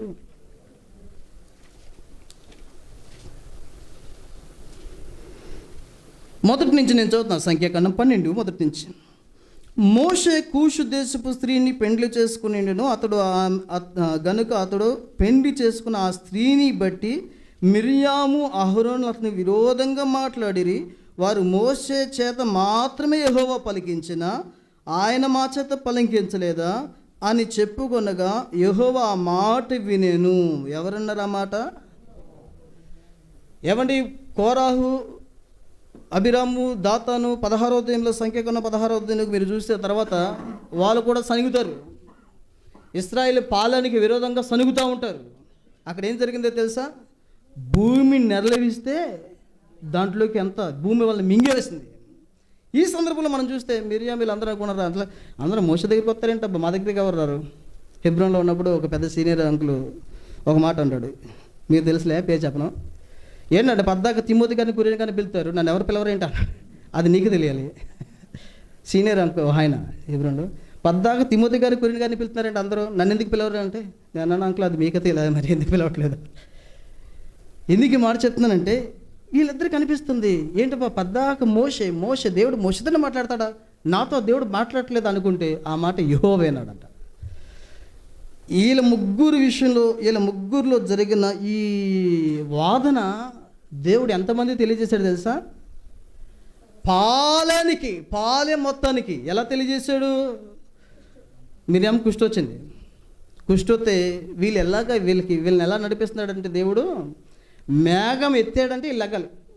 వాళ్ళు ఎలా ఉంటారంటే ప్రత్యక్ష గుడారం ఉంటుంది. ఈ పక్కన 3 గోత్రాలు, ఈ పక్కన 3 గోత్రాలు, ఈ పక్కన 3 గోత్రాలు, ఆ పక్కన 4 పక్కల అలా 3 గోత్రాలు ఉంటాయి. దేవుడు మేఘం ఎక్కడ ఆగుద్దో దించండి దేవుడు గుడారం వేసేస్తారు. ఈ పక్కన 3, ఈ పక్కన 3, అన్ని 4 గోత్రాలు. ఈ రోజు లిగుస్తుంది మేఘము, రేపు ఎత్తబడుతుంది మేఘం తెలియదు. మేఘం ఎత్తబడిందంటే చాలా టక్ అన్ని సదరేసి బయలుదేరాలి. మళ్ళీ మేఘం ఎక్కడ ఆగితే అక్కడ వాళ్ళ స్టాండర్డ్స్ అలా ఉన్నాయి. అంటే అట్లా నడిపించాడు దేవుడు. మేఘముతోనే వారికి దేవుని చిత్తం తెలియజేశాడు. మిరియాము కుష్టి వచ్చింది. కుష్టి వస్తే 7 రోజులు బయట ఉండాలి. ఆమె అపవిత్రం అయిపోయింది. ఇప్పుడు ఇది కావాలని దేవుడు మేఘం ఎత్తాడు. ఇప్పుడు ఎవరు కదలలా, ఎందుకంటే మిరియాం కుష్టితో బయట ఉంది కదా. అందరికి ఆ డౌట్ వచ్చింది, ఏంటి మేఘం ఎత్తాడు దేవుడు, ఎందుకు బయలుదేరట్లేదు, ప్రయాణం అవ్వాలి కదా, ఎందుకు బయలుదేరట్లేదు అంటే మెల్లగా కుష్టి వచ్చింది. కుష్టి వచ్చిందంట. ఎందుకు వచ్చింది? అయ్యో మోషకి విరోధంగా మాట్లాడారంట. ఎవరిలో జరిగింది? 3 జరిగింది. ఎంతమందికి వెళ్ళింది? లక్షల మందికి వెళ్ళింది. కారణం ఏంటి? దేవుడు అన్నాడు ఆ మాట. దేవుడు ఒప్పడం. ఈ 7 పాపాలు వారు కనానికి వెళ్ళిపోవడానికి కారణమైనవి. సరే, నాకు టైం అయితే అంకుల్ 6 వరకు ఇచ్చాడండి. తప్పు నాది కాదు, ముందు చెప్తున్నాను. టైం ఫాలో అవుతాను నేను బాగా. 6 వరకు టైం ఇచ్చాడు, ఏం పర్లేదు, మీకు త్వరగానే 5:30 ముగించేస్తాను. ఎందుకు ఇశ్రాయేలీయులు కనానికి వెళ్ళలేదంటే మనం 7 విషయాలు చూసాము. 7 విషయాలు మనం చూడలేమంటే ఒక్క కారణాన్ని మనం చూసి మన బల్ల దగ్గరికి వెళ్ళిపోదాం. మొదటి కారణం ఏంటన్నమాట? మొదటి కారణం ఏంటి? ఎందుకు వాళ్ళు దేవునికి ఇష్టలుగా లేరు. ఇప్పుడు నేనేమనుకుంటానంటే 2 మాత్రమే ఇశ్రాయేలీయుల పాలెంలో దేవుడికి ఇష్టలుగా బతుకుతున్నారు. ఎవరాళ్ళు? యెహోషువ, కాలేబు. మిగతా వాళ్ళు ఎవరు కూడా దేవుడికి ఇష్టలుగా బ్రతకట్లేదు. ఎందుకు అంటారు? నేను అనుకుంటాను దేవుడికి ఇష్టలుగా ఉండే లక్షణాలు వీళ్ళిద్దరిలోనే ఉన్నాయి. ఏంటో లక్షణాలు మీకు త్వరగా నేను గుర్తు చేస్తే ముగించేస్తానండి. మొదటి పేతురు. ఒక వ్యక్తి దేవుడికి ఇష్టంగా ఉండాలంటే ఎలా ఉండాలి? పేతురు రాసిన మొదటి పత్రిక, మొదటి పేతురు 4వ అధ్యాయం 2వ వచనం. మొదటి పేతురు 4వ అధ్యాయం 2వ వచనం చదవండి.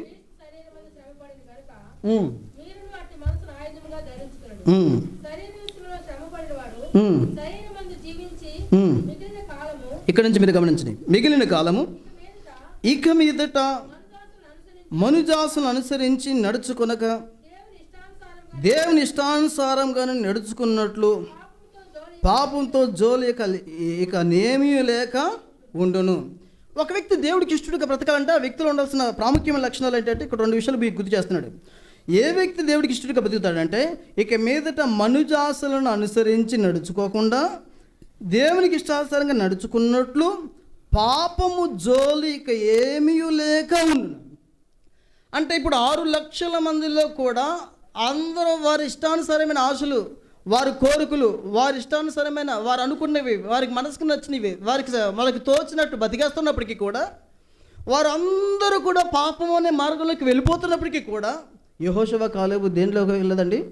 వాళ్ళ ఆశలు నెరవేర్చుకోవటానికి కానీ వారి మనసుకు నచ్చినట్టు బతకటానికి కానీ వారు పాపముతో పాలు అవ్వటానికి కానీ ఇష్టపడలేదు.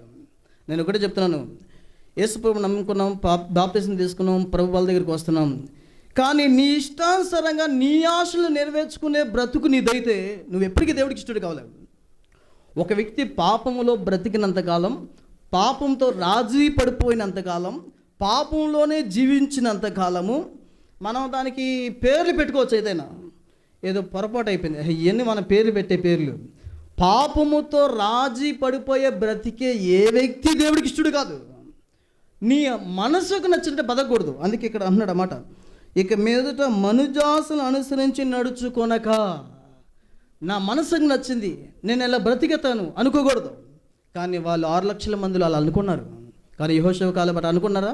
అనుకోలేదు. ఈ మధ్యాహ్నం ప్రభువుల దగ్గరికి వచ్చేది ఇప్పుడు ఒకవేళ నీవు కూడా, అందుకే మాటలు రాయబడింది, ఈ సంగతులు దృష్టాంతంగా వారికి సంభవించి యుగాంతమందున్న మనకు బుద్ధి కలగడానికి రాయబడ్డాయి. పౌలు అంటాడు, మీకు ఈ సంగతులు నేను తెలియచే. అదిక మొదటి వచ్చిన ఏమన్నట్టు 1 కొరింథీ 10 మొదట్లో, సహోదరులారా ఈ సంగతి మీకు తెలియకుండా ఇది మీకు చెప్పాలి, ఇది చెప్పకపోతే చాలా బాధపడతారు, ఇది చెప్పాలి, ఇది ఎంతో ఇంపార్టెంట్ విషయం అని చెప్తున్నాడు పౌలు గారు. ఏంటంటే ఈ సంగతి మీకు తెలియాలి. ఏంటో తెలియాలి?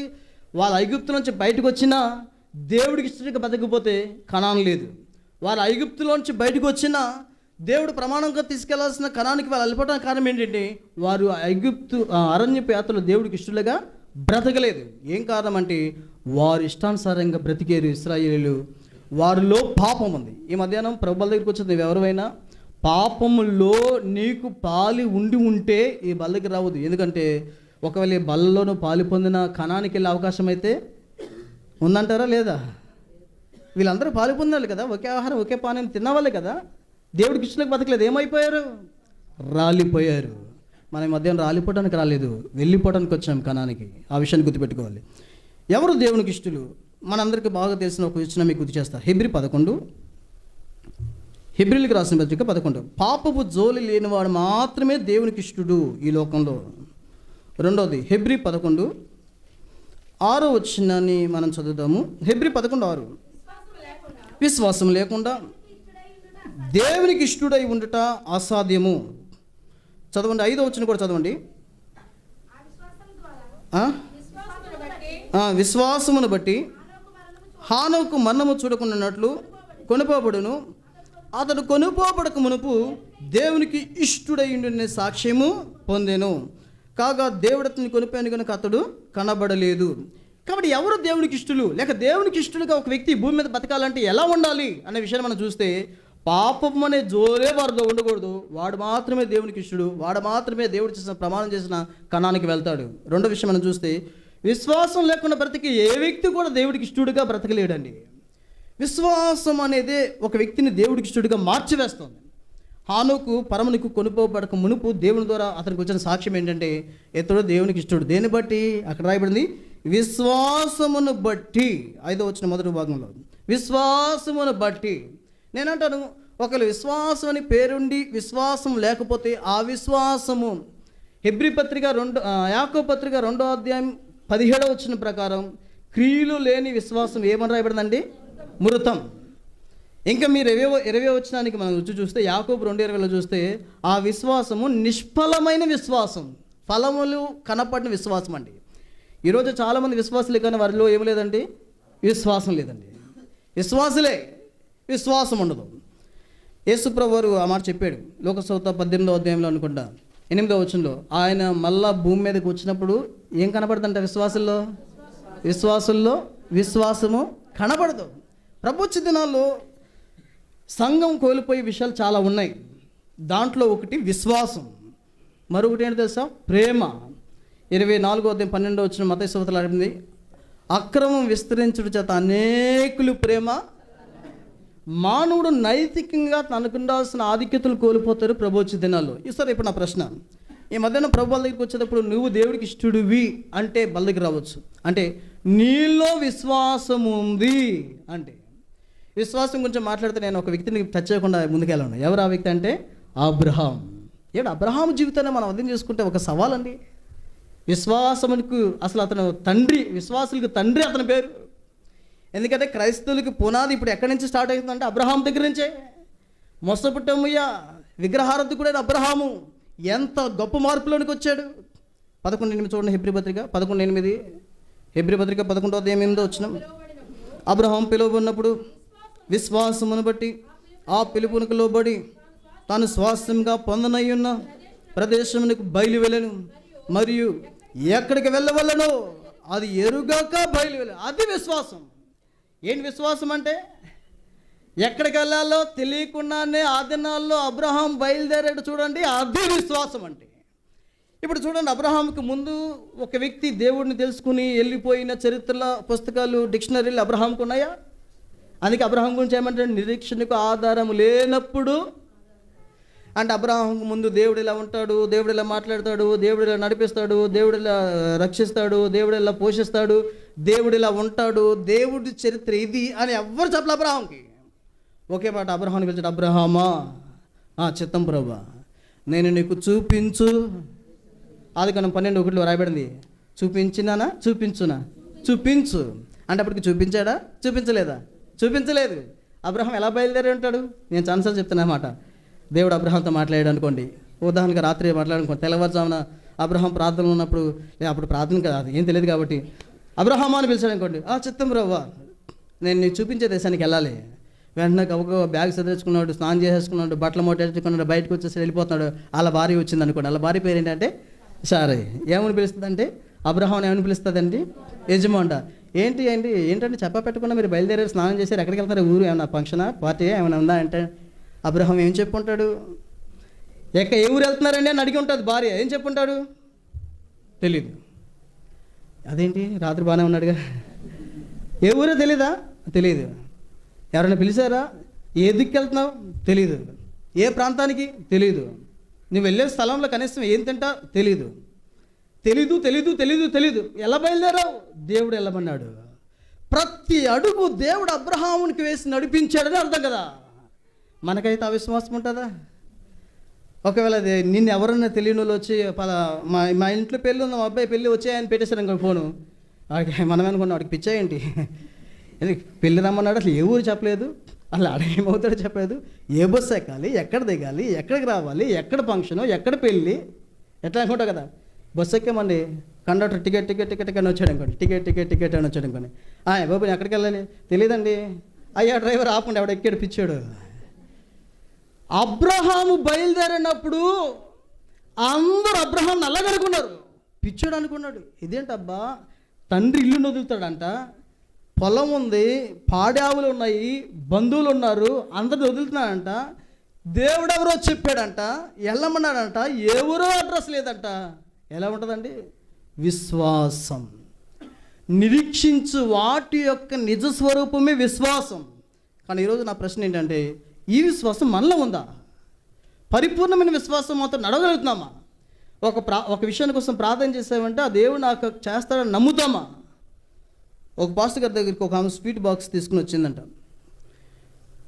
సతీష్ కుమార్ గారు ఒక వీడియోలో చెప్తే విన్నాను. స్వీట్ బాక్స్ తీసుకొచ్చి ఇచ్చిందంట, నోట్లో స్వీట్ పెట్టి తినండి పాస్టర్ గారు అందంట. అంటే ఏంటమ్మా ముందు చెప్పు, ఏమైంది అసలు, మీరు తిన్న తర్వాత చెప్తాను, మీరు ఏమైనా తినాల్సింది నోట్లో పెట్టేసి తిన్న తర్వాత అప్పుడు అందంట, మా ఆయన మారిపోయాడండి అందంట. అందుకే స్వీట్ తెచ్చావా? అవునమ్మా, మా ఆయన మారిపోయాడు, అమ్మో మారతాడు అనుకోలేనప్పుడు తాగొచ్చాడంట. మళ్ళీ అప్పుడు అంటదంట ఆయన ముందే, నేను ముందే అనుకున్నా ఈడట్ట మారతాడా అనుకుని, ఈడు మారడం నాకు తెలుసు. అంటే ఈమె ప్రార్థన చేసినప్పుడు అనుకుంటుంది, ఏమనుకుంటుంది? వీడు మారడు. నువ్వు నమ్మితే దేవుడు ఏమైనా చేయగలడు. నువ్వు నమ్మితే దేవుడు సూర్యుని ఆపేయగలడు. నువ్వు నమ్మితే దేవుడు సముద్రాన్ని పాయలు చేయగలడు. నువ్వు నమ్మితే దేవుడు అగ్ని ఆకాశం తీసుకురాగలడు. నువ్వు నమ్మితే దేవుడు ఏమైనా చేయగలడు. ఏమంటే శూన్యములోంచి సృష్టిని తెచ్చిన దేవుడికి అదమ్మ దేవుడు. ఆకాశం, భూమి, సముద్రం, లోయలు, పర్వతాలు ఇవన్నీ ఎక్కడి? శూన్యంలోనే కదా. కలుగును గాక అన్నాడు కదా. శూన్యంలోంచి సృష్టిని తెచ్చిన దేవుడు ఉన్నాడు కదా.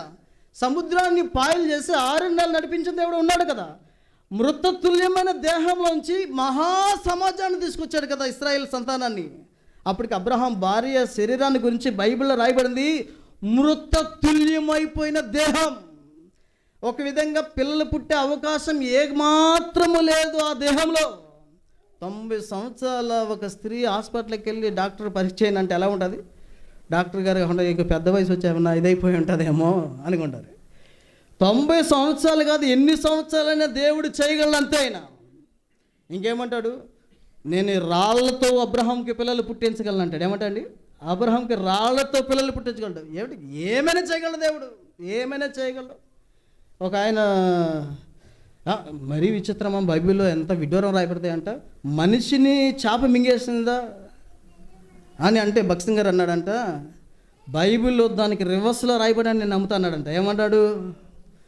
మనిషే తిమింగలాన్ని మింగేసాడని నమ్ముతాను. ఇది దేవుని గ్రంథం. దేవుడికి అసాధ్యమైంది, దేవుడు చేయలేంది, దేవుడు కట్టలేంది, దేవుడి వల్ల కాంది, దేవుడు నా జీవితంలో చేయలేడు అనేది ఏదీ లేదు. నువ్వు నమ్మితే శారా నవ్వుతే అప్పుడు అంటాడు దేవుడు, సర్వశక్తుడు, నాకు అసాధ్యమైంది ఏదైనా.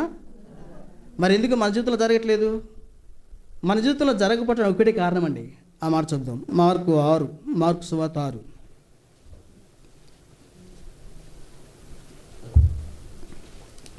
మార్కు సువార్త దయచేసి 6వ అధ్యాయం. దేవుడు ఎందుకు చేయలేకపోతున్నాడు? 5వ వచనం. అందువలన కొద్దిమంది రోగుల మీద చేతులుంచి వారిని స్వస్థపరచుడు తప్ప మరి ఏ అద్భుతము ఆయన అక్కడ, ఆ మాట మీరు బాగా మళ్ళీ చదవండి, ఆయన అక్కడ చెయ్యజాలక చెయ్యలేదని రాయలా, చెయ్యజాలకపోయాడంట. ఎందుకు చేయలేకపోయాడు? సర్వశక్తుడే కూడా కొన్నిసార్లు నీ జీవితంలో ఏం చేయలేడు. ఎప్పుడు తెలుసా? నువ్వు నమ్మకపోతే. నా భర్త మారడు అనే నమ్మకం నీకుంటే నీ నమ్మకమే. అందుకని బైబిల్ యేసుప్రభువు స్వస్థపరిచిన ప్రతి సందర్భంలో ఒక మాట వాడండి, మీరు గమనించలేదు. నీ విశ్వాసమే నేను స్వస్థపరచును, నీ విశ్వాసమే నేను స్వస్థపరచును, నీ విశ్వాసమే నేను స్వస్థపరచును, నీ విశ్వాసమే నేను స్వస్థపరచును. ఏ మాట సండే స్కూల్ పిల్లలు అన్నారంట. ఇని నీ విశ్వాసం నేను స్వస్థపరచును, నువ్వు నమ్మి దేవుడు ప్రార్థన చేసి జరిగిందని నువ్వు నమ్మితే ఏమైనా చేస్తాడు దేవుడు అని నమ్మితే వాళ్ళు ప్రార్థన చేసుకున్నారంట. ఏంటంటే వాళ్ళకి స్కూల్కి వెళ్ళిపోయే దారిలో ఒక పెద్ద కొండ లాంటిది ఉందంట. ప్రభా ఈ కొండను తీసి సముద్రంలో వేయమంటే కూడా వేస్తామంట కదా అనేసి సండే స్కూల్ పిల్లలందరూ కలిసి ప్రార్థన చేశారంట. ప్రభా స్కూల్కి రోజు వెళ్ళేటప్పుడు ఇబ్బంది అయిపోతుంది, కొండెక్కి దిగాలంటే కష్టం అవుతుంది, నువ్వు ఏమైనా మా తెలియదు తెల్లారికల్లా కొండ ఉండకూడదు నాయన, సహాయపడు, సముద్రంలో పడే అంటే. వీళ్ళు మళ్ళీ తెల్లారి స్కూల్కి వెళ్తుంటే కొండ ఉందా పోయిందా చెప్పలేండి, విశ్వాసం అంతా చెప్పండి. పోయిందంట కొండ. ఏం జరిగింది? ఆ ఊరికి రోడ్డు వేస్తున్నారు, డే టైం పనిచేస్తే వరకు సాగదనేసి రాత్రిపూట క్రేన్స్ తీసుకొచ్చి అవంతా పగలగొట్టి తీసుకెళ్ళిపోయి రోడ్డుకు వాడేసేసారు. సో దేవుడు రోడ్డుకు వాడా, సముద్రంలో పడేసాడా తర్వాత సంగతి, కానీ కొండ పోయింది. ఏ మాట ఒక సీనియర్ విశ్వాసం ఒక నమ్మిందంట. అరే నిన్న కాక మొన్న కళ్ళు తెలిసిన చంటి పిల్లలు వాళ్ళ ప్రార్థన విన్నావా ఏంటయ్యా, నా ప్రార్థన వినవా అనేసి కిటికీ తీతంగా ఒక రేగు చెట్టు కనపడిందంట. ఇంటి పక్కన రేగు చెట్టు ఉంది. రోజు దాన్ని ముళ్ళు పడి ఊడ్చుకోలేకపోతుందంట. కిటికీ తీసి దీనికోసం ప్రార్థన చేయాలి, రాత్రి అంతా ప్రార్థన చేసిందంట. తెల్లారి తీసిందంట. ఉందా పోయిందా? ఉంది. ఉంటే అంటుంది. నేను ముందే అనుకున్నా చెట్టు వెళ్తుందమ్మా అని. అంటే ఇప్పుడు ఆమె ఏం నమ్ముతుంది? చెట్టు ఎలా పోతుంది? కానీ నమ్మితే దేవుడు ఏం చేస్తాడో తెలియదు. దేవుడు ఏమైనా చేస్తాడు. పిల్లలు పుట్టాలనుకుంటున్నావా? దేవుడు చేయగలడు. వివాహం కదా అనుకుంటున్నావా? దేవుడు చేయగలడు. ఇల్లు కట్టలేకపోతే అనుకున్నావా? దేవుడు చేయగలడు. రోగం బాగోదు అనుకున్నావా? దేవుడు చేయగలడు. ఉద్యోగం రాదనుకున్నావా? దేవుడు చేయగలడు. పాస్ అవ్వలేనామనుకున్నావా? దేవుడు చేయగలడు. సర్వశక్తుడు. ఇర్మియా గ్రంథం ఒక మాట చదివేసి మనం ముందుకు పోదాం. ఇర్మియా గ్రంథం 32వ అధ్యాయం 26వ వచనం. ఇర్మియా గ్రంథం అంతటి యెహోవా వాక్కు ఇర్మియాకు ప్రత్యక్షమే ఇలాగ సెలవిచ్చును, నేను యెహోవాను, సర్వ శరీరులకు దేవుడును, నాకు అసాధ్యమైనది ఏదైనా. దేవుడు ఏమైనా చేయగలడు. నీ జీవితంలో నమ్మితే ఆయన చేయలేంది, ఇవ్వలేంది, కట్టలేంది, ఆయన వల్ల కాంది ఏది కూడా లేదు. నువ్వు నమ్మకపోతే ఏమి చేయడు నీ జీవితంలో, అలాగే ఉంటావు. సరే, మూడోది దేవుడికి ఇష్టంగా ఉండాలంటే మీకు మాట చూపించాలి. సామెతలు 12వ అధ్యాయం. సామెతల గ్రంథం దయచేసి 12 త్వర చూసేద్దామండి, ఇంకా ఒక పావుగంటలో ముగించేద్దాం. సామెతల గ్రంథం దయచేసి 12వ అధ్యాయం చూడండి. సామెతల గ్రంథం 12:22 వచనం మనం చూద్దాం. సామెతల గ్రంథం 12వ అధ్యాయం 22వ వచనం.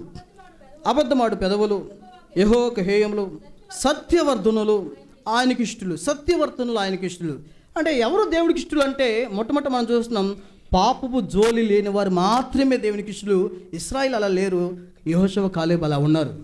ఎవరు దేవుడికి ఇష్టలు అంటే విశ్వాసం కలిగిన వారు మాత్రమే దేవునికి ఇష్టలు. ఇశ్రాయేలు అలాగ లేరు, యెహోషువ కాలేబు ఉన్నారు. ఎవరికి దేవుడికి ఇష్టలు అంటే ఇక్కడ మనం చూస్తాము, సత్యంతో బ్రతికే వారు మాత్రమే. యేసుక్రీస్తు ప్రభువారు ఆయన ఈ లోకానికి వచ్చిన తర్వాత ఫిలిప్ అంటాడు, మాకు తండ్రిని చూపించవా అంటే, నన్ను చూసినోడు తండ్రిని చూసినట్టే అనేసి ఆ సందర్భంలో మాట్లాడతాడు. నేనే మార్గాన్ని, నేనే సత్యాన్ని. కీర్తన 31:5 రాయబడింది, యెహోవా సత్యదేవా అని మాట్లాడతాడు. కీర్తన 31:5, కీర్తన 31వ కీర్తన 5వ వచనాన్ని చూడండి అన్నమాట.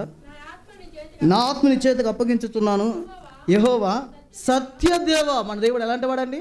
సత్యవంతుడు. యేసు ప్రభువారు భూమి మీద జీవించినప్పుడు ఆయన మాట్లాడిన మాటలన్నీ దేంతో మాట్లాడు తెలుసా? ఎఫెసీ పత్రిక 4:15.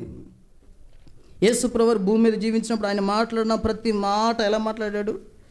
ఎఫెసీ పత్రిక 4వ అధ్యాయం 15వ వచనం చదవండి. ఎఫెసీ పత్రిక 4:15 ప్రేమ కలిగి సత్యము చెప్పుచు క్రీస్తు వలె ఉండుటకు మనం అన్ని విషయములో ఎదుగుదాము. అంటే యేసుప్రభువు భూమి మీద జీవించిన నెలలో ఆయన మాట్లాడిన ప్రతి మాట ఏం మాట అండి? అది సత్యము. కొంతమంది మాట్లాడతారు, ఆ మాటల్లో అసలు ముందు సత్యం ఏంటో అర్థం కాదు. ఒక అతను, నాకు తెలిసిన ఒక అతను ఉన్నాడు, ఒక మంచి సేవకుడు కొడుకు మాట, చాలా మంచి సేవకుడు, ఆయన పెద్ద సేవకుని కొడుకు. అతను మాట్లాడతాడు, అతను మాట్లాడిన మాటలో 100 మాట్లాడితే దాంట్లో 1-2 నిజమంటాయి, 1-2 నిజమంటాయి అన్నమాట. నేను ఆయనతో పాటు ఒకసారి బయటకు వెళ్ళినప్పుడు ఈ బజార్లో ఓ షాప్కి వెళ్తే ఆ షాప్ వాళ్ళు అడిగారు, సార్ మీరు ఏం చేస్తారు సార్ అన్నాడు. అందుకు చూడటానికి మా ఎత్తుగా కొంచెం అందంగా నీట్గా ఉంటాడు. సార్ మీరు ఏం చేస్తారంటే, నేను బెంగళూరులో సాఫ్ట్వేర్ అన్నాడు. అదే రోజు మేము కొంచెం ముందుకెళ్ళాం, రఫీ అని ఆయన కంప్యూటర్ షాప్ మాట, అతను ఫ్రెండ్ అతనికి. సార్ ఆయన నువ్వేం చేస్తున్నావు, పేరు వచ్చేద్దాం కూడా జాగ్రత్త పడుతున్నా, నువ్వేం చేస్తావంటే, రఫీ నేను ఇంకోటి ఏదో చెప్పాడండి. అదే రోజు ఇంకో చోటుకి వెళ్తే ఒక్కదానికి సంబంధం లేదు, చివరికి ఏం చేయట్లేదు, ఇప్పటికీ ఏం చేయట్లేదు. అన్ని అబద్ధాలే, లేగిస్తే పడుకునే వరకు అన్ని అబద్ధాలే. నేనంటాను, అబద్ధంతో బ్రతికి ఏ వ్యక్తి దేవుడికి ఇష్టడికి బతకలేడండి. సత్యమే. ఎందుకక్క మందిరానికి రాలేదు అన్న, ఆ రోజు కాలు నొప్పి. నిజంగా వస్తుంది మరి, నిజంగా వచ్చిందా? చాలామంది అండి రీజన్ ఊరికే దొర్లేసేతాయి, అంతే మాటలు దొర్లేసేతాయి. కొంతమందికి నీళ్లు తాగినట్టే అబద్ధం. ఎలా ఉంటుందండి? నీళ్లు తాగినట్టే మాట్లాడితే అబద్ధం, లెగిస్తే అబద్ధం. ఎందుకు మందిరానికి రాలేదు చెప్పాలి, ఎన్నో చెప్తానండి. ఎందుకు ఈరోజు నిన్న ప్రేయర్ మీటింగ్కి మరి దాసంకులు ప్రార్థన చేస్తుంటే నాకు అనిపించింది, బాబా ఒక్క ఆ బాబు తప్ప ఎవరు రాలేదు నాయన, మిగతా వాళ్ళందరూ ఏమయ్యారు నాయన అని ప్రార్థన చేస్తుంటే అనిపిస్తుంది. ఒకవేళ మనం అడిగామనుకోండి, అంటే మిమ్మల్ని అన్నాను కాదు కానీ ఇలాగే ప్రతి ప్లేస్లో ఇలాంటి సందర్భాలే ఉంటాయి. అడిగామనుకోండి, నిజంగా రీజన్ కరెక్ట్గా కారణం చెప్పేది కొంతమంది, మిగతా వాళ్ళందరూ ఏం చెప్తారు? 90% ఒకటి కవర్ చేసుకుంటాను, ఇంకొకటి కవర్ చేసుకుంటాను, ఇంకొకటి కవర్ చేసుకుంటాను, ఇంకొకటి. ఇప్పుడు అబద్ధాలు మూటే పెద్దది అయిపోద్ది. అబద్ధంతో బ్రతికి ఏ వ్యక్తి దేవుడికి ఇష్టడు కాలేడు ఎప్పుడు కూడా. హిజ్కియా చనిపోయే టైంలో యెషయా వచ్చి చెప్పాడు, నీ టైం అయిపోయింది, దేవుడు చెప్పాడు నీ ఇల్లు బాగు చేసుకోమని చెప్పాడంటే వెంటనే మోకరించి దేవుడితో మాట్లాడతాడు, నేను యథార్థుడిని, సత్యముతో నీ సన్నిధిని ఎలా బ్రతికాను అంటే, హిజ్కియా బ్రతికింది ఎలా బ్రతికాడు? సత్యం. 26వ కీర్తన 3వ వచనంలో దావీదు అంటాడు, నేను ఎలా బ్రతుకుతున్నాను? కీర్తన 26:3 ఒక మాట చూడండి. కీర్తన 26:3 దావీదు అనుభవం ఏంటి? నీ సత్యమును అనుసరించి నడుచుకొనుచున్నాను. దావీదు జీవితంలో అనుభవం ఏంటి? సత్యమే. మన పితరులు మన కళ్ళ ముందు ఉన్న భక్తులందరూ ఎలా బతికారు? సత్యం. ఎంతమంది బైబిల్ చదివారు? సత్యమే చెప్పాలి. ఒకళ్ళు ఎత్తమని చెప్పండి. 4వది, దేవునికి ఇష్టడికి బతకాలంటే ఈ లక్షణం కూడా ఉండాలి. చూద్దాం కీర్తన 21, త్వరగా చూద్దాం. కీర్తన 21, సామెతలు 21 అండి, 21వ అధ్యాయం సామెతల గ్రంథం 3వ వచనం. సామెతలు 21:3, నీతిని అనుసరించి నడుచుకున్నట బలు అర్పించుట కంటే యెహోవాకు ఇష్టం. నీతిమంతుడు మాత్రమే. ఈ లోకంలో దేవుడికి ఇష్టడుగా ఒక వ్యక్తి బతుకుతున్నాడంటే ఆ వ్యక్తి నీతిమంతుడు మాత్రమే. అందుకే నీతిమంతులు పునరుద్ధానం అని రాయబడుతుంది. అందరూ ఎత్తబడేది కాదు. ఎవరు ఎత్తబడతారు? నీతి కాపాడుకోవాలండి. మనం ఏ పరిస్థితుల్లో వచ్చినా నీ నీతి విషయంలో నువ్వు ఎప్పుడు కూడా దిగజారకూడదు. నీతిమంతుడు తన నీతి విడుచుటను బట్టి అతను నశించిపోతాడు. యెహెజ్కేలు గ్రంథంలో ఆ మాట రాయబడింది. పరిస్థితులు ఎన్ని వచ్చినా కూడా నీతి మాత్రం వదలకూడదు. ఇలా నీతిమంతుడిగా బ్రతుకుతున్న వారు మాత్రమే దేవునికి ఇష్టలు, పరలోక రాజ్యానికి వెళ్తారు. అంటే ఇప్పుడు నేను అంటాను, ఈ యెహోషువ కాలేబు మినహాయించి మిగతా 6 లక్షల కాలేబులం అంతా కూడా ఎలా బతికారని? నీతి మాలేరు, సత్యము లేనివారయ్యారు, పాపంతో నిండిపోయారు, విశ్వాసమే వల్లలేదు. నీళ్ళు ఇచ్చినవాడు ఆహారం ఇవ్వడా, ఆహారం ఇచ్చినవాడు మాంసం ఇవ్వడా, మాంసం ఇచ్చినవాడు ఇంకెన్నెవాడు నమ్మెరాళ్ళు.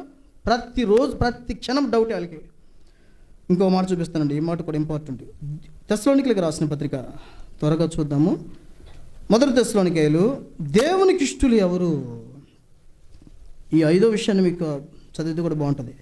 1 తెస్సలోనికీయులు 2వ అధ్యాయం 15-16 ఉంది, కలిపి చదవండి.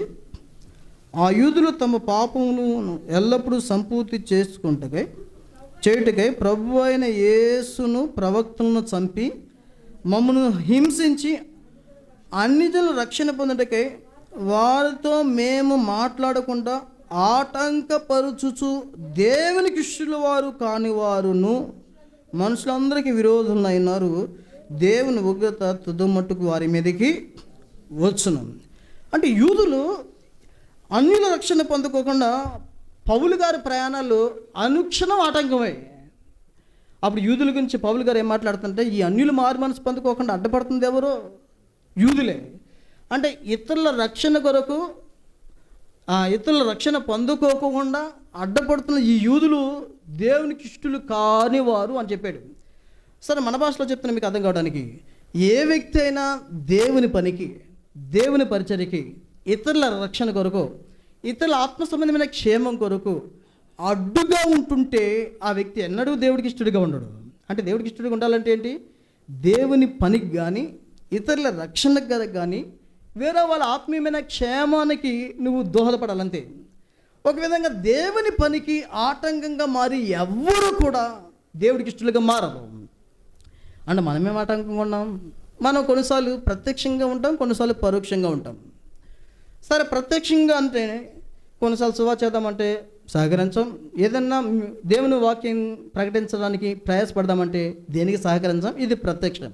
మరి పరోక్షంగా ఎలాగంటే, మా సండే స్కూల్ టీచర్ పలానా అనుకోండి, మా సండే స్కూల్ టీచర్ నాకు వాక్యం చెప్పింది, మనం టీవీ చూడకూడదు, మనం దేవుని బిడ్డలము, మనం జాగ్రత్తగా బతకాలి ఈ లోకంలో అని చెప్పింది. ఇప్పుడు సండే స్కూల్ విద్యార్థి నేను అనుకోండి, అమ్మ మా టీచర్గా చెప్పింది టీవీ చూడకూడదంట, జాగ్రత్త బతకాలంట, పరలోకం వెళ్ళాలంట అనుకుంటాను. నేను చూస్తుండగానే మా టీచర్ సినిమా చూస్తుంది అనుకోండి, అప్పుడు నాకు ఎలా ఉంటుంది విద్యార్థిగా? టీచరే చూస్తే నాదేముంది? అంటే నీ ఆత్మీయమైన క్షేమానికి ఎవరు ఆటంకంగా మారారంటే ఆ వ్యక్తే. అంటే నీ లైఫే, నీ జీవితమే నలుగురితో మాట్లాడుతుంది, నువ్వు బ్రతికే విధానమే ఇతరులకి బోధిస్తుంది. మనము కొన్నిసార్లు ఇలా ఉండకూడదు, అబద్ధం ఆడకూడదు, ఇది చేయకూడదు, ఇలా జీవించకూడదు, ఇది తినకూడదు అని చెప్పిన నువ్వే అలా చేస్తే నీకు తెలియకుండానే గుర్తురట్ల తిమ్మతంకులో ఒక సందర్భం చెప్తాడు. ఎవరో ఇంగ్లాండ్లో భక్తుల జీవితము ఒక సినిమా రూపంలో తీశారు. చూడండి బ్రదర్ అంటే, ఒక ఇద్దరు విశ్వాసులు ఒక భక్తుడి జీవితం కదా మనం చూద్దాం అన్నట్టు వెళ్ళారంట. వాళ్ళను చూసి ఇంకొకరు వెనక్కి వెళ్ళిపోయారంట.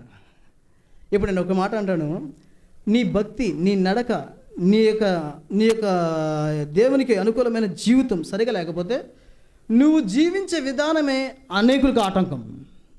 మనం కొంతమంది తేపైన పర్లా, కొంతమంది మన నుంచి వెళ్ళకుండా ఉండాలి. నీ పరిశుద్ధమైన జీవితము ఇతరులకు ఒక మార్గంగా మారకుండా నీ నడకే ఇతరులకు ఒక ఆటంకంగా మారిపోతే అదే నువ్వు ఇతరులకు ఆటంకం. అలా జీవిస్తే దేవునికి ఎప్పటికీ మనం ఇష్టలము కాలేము. ఎన్ని విషయాలు మనం చూస్తాము? 4-5 విషయాలు చెప్పాము. 5 విషయాలు, ఇంకో 2 విషయాలు మీకు గుర్తు చేసేస్తా. ఎవరు దేవునికి ఇష్టలు? అపొస్తలుల కార్యాల దగ్గరికి వద్దాం. చూడండి, అపొస్తలుల కార్యాలు 13వ అధ్యాయం. దేవుడే దావీదు గురించి ఇస్తున్న సాక్ష్యం. 22వ వచనం.